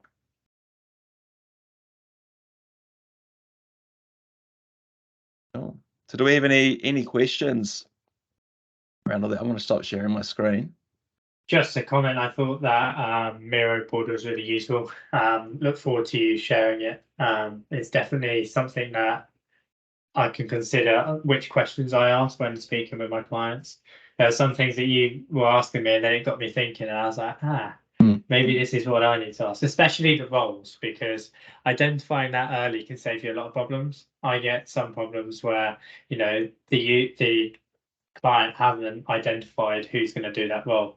And then you come to it and you're like, oh, we haven't thought about that. No one's got time. And it's like, okay, now that's going to cause a delay. So really useful. I learned a lot from it. So thank you.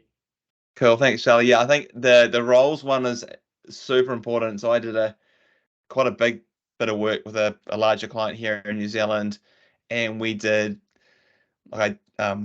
must have done about like 4 days of like strategy workshops and all this stuff, and we designed all this amazing vision, and we had all these big plans, and it came down to that.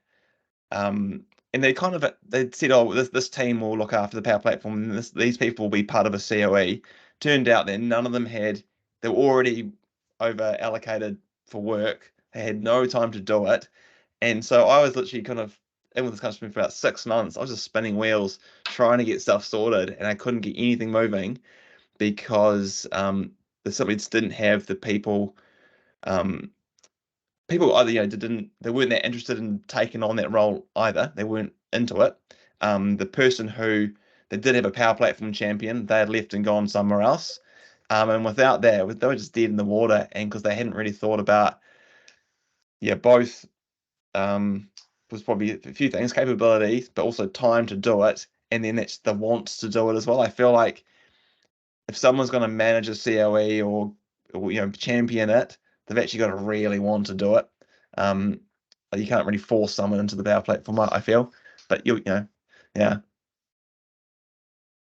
I really loved the template you've used as well. I thought it was so clear and really easy to go through each of the sections. I love the interactive element because that's what drives the engagement as well. And there is no issue with taking notes, you know, and trying to gather everything somewhere else. Yep. I love that. Thank you. Yeah, Cool, I'd no, echo thank you. that. I think some of the stuff that you've done across social media, Hamish, in terms of using those interactive tools to gather requirements, we're starting as busy Microsoft partner to do the same kind of things, and we found those requirement gatherings and how we kind of tease that information out of massive clients is becoming a lot better with those interactive tools. So from a wider perspective, thank you for kind of what you brought to the community, because it's helping us improve how we do our delivery. Certainly a lot better than just coming on Teams and writing things down on a spreadsheet, which you probably all did a couple of years ago on a Word document and sending it around. Actually having these interactive tools is absolutely fantastic, especially when we're also virtual across different parts of the UK or Europe. We can't always be in the same place. So yeah, using Miro or Lucid is actually really helping us to kind of really target properly on those requirements so we can deliver properly for the client as best as we can. So yeah, top work on that one. So thank you. Good. Well, thank you. I think, I don't know, I just kind of got lucky. I kind of somehow fell into Miro, but yeah, mate, it's a game changer in terms of the way that you work. Like it just makes me way more efficient. It's way more, I find it fun. I actually quite like documenting and using it as a tool. And then, yeah, so you get the clients engaged. I mean, I've now got to the point where I get clients to write notes for me. Yeah, we do. I'm not writing big, like I used to write 100-page like solution blueprint documents. I don't do any of that anymore. It's all just a summary PowerPoint to present back. But because the clients have written their own notes, they already know. They don't need to go and read lots of documentation. They've given me their ideas, and then they kind of also help co-design what that solution looks like. So they got way more buy-in. The benefits have been I don't know. I'm a big advocate. I just want to share with people because it's. I think I've seen on engagements the last 5 years, the people that come to the engagements and sit on Teams and are vocal are like the key holders, the purse string holders, but the people actually doing the day-to-day tasks, they're the ones who are sitting without the cameras on, always on mute. They're not going to speak up when they're invited to because they don't have confidence or they don't want to upset anyone. But you put them in front of a Miro board and allow them to type, and they will go in and they'll do all kinds of stuff. And that's when you really kind of see, okay, this is what we really need to be doing. It really helps to flesh out those people that perhaps aren't as confident to kind of speak up, to say their point of view. If they put it on a post-it note or a sticky on a Lucid chart, happy days, right? That's the kind of engagement you need. Yeah, exactly right. I think if you're in a workshop with your boss or some senior manager, and you're the person at the front desk or doing the customer service person on the phone, they don't want to speak up. They don't want to say something their boss might not like. But if you can be an anonymous person writing notes on a board, exactly. It makes a big difference. Yeah, those keyboard warriors love it. Yeah, but they can use Miro rather than Twitter, so it's better, right? Very good. Cool. Yeah. Any other questions or thoughts? Thank you for having me. It's been so good and I guess to see a community. A lot of people with cameras on, a lot of chat and engagement.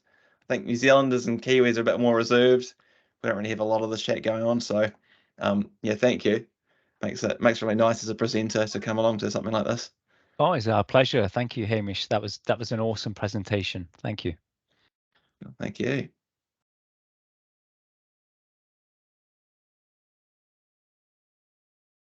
By the way, if someone wants to sharpen their Miro skills, Hamish organizes a wonderful workshop, run some sessions. So really, really useful if someone wants to hone their skills and then be better at, holding interactive, hybrid or / virtual presentations or requirement gathering workshop, etc. I found it quite useful, the workshop that I attended the other day. Well, thank you. I do, yeah. I try to do once a month, but then I do switch between your time zone and then the kind of the Kiwi Australia time zone. I seem to have kind of like 2 groups of followers from the UK and then from this side of the world. So I'll probably run, yeah. It's an hour session where we kind of get hands on. We do some really basic stuff with Miro, but it's just to help people get started. And I feel like it's a bit more, you get interactive rather than just listening to someone for an hour. Yeah. Yeah, I rewatched that yesterday, and I highly recommend it. It was so good. I couldn't attend it live, so it was good to see the template today as well. Cool. Yeah, I do. A few days back, and it was great. Yeah, thanks, Ali. Oh, thank you. Yeah, and I do like to do them live just because, then you get hands on, you get to experience it as well. Yeah. You also like to get up at 5 o'clock in the morning so you can speak to us as well. Tell the truth, man. But yeah, I've been on one of those sessions as well. What was it, 5-6 weeks ago now, Hamish? Mm. And yeah, they're fantastic. They really are. Yeah. Hamish is doing a lot of really, really cool work at the moment on things like defining requirements and all that sort of stuff as well. Solution Canvas. I've dropped a little link in for his website on there. Go have a look. There's all sorts of cool stuff on there. Well, thank you, Stuart. Appreciate that. Thanks. It's a bit of questions. Yeah, just going to say the same thing. Yeah. Any other questions? Okay, great.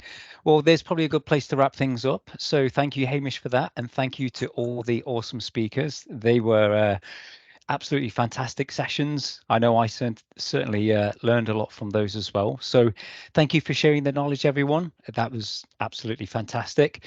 And of course, all the speakers, if you want to connect to them on LinkedIn, Twitter, many of them have got profiles all over the socials. So I would highly recommend following and connecting with folks.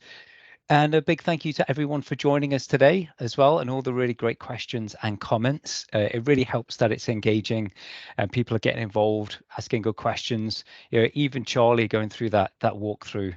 Great job there, Charlie. That was awesome. So I'd just say follow SPPUG on LinkedIn just to stay up to date with the upcoming events that we've got. And we hope to see you all next time. So with that, hope everyone has a good evening. Thank you very much. See you next time. Thanks, everyone. Thank you, everyone. everyone. Bye. Bye. Bye, folks. Bye.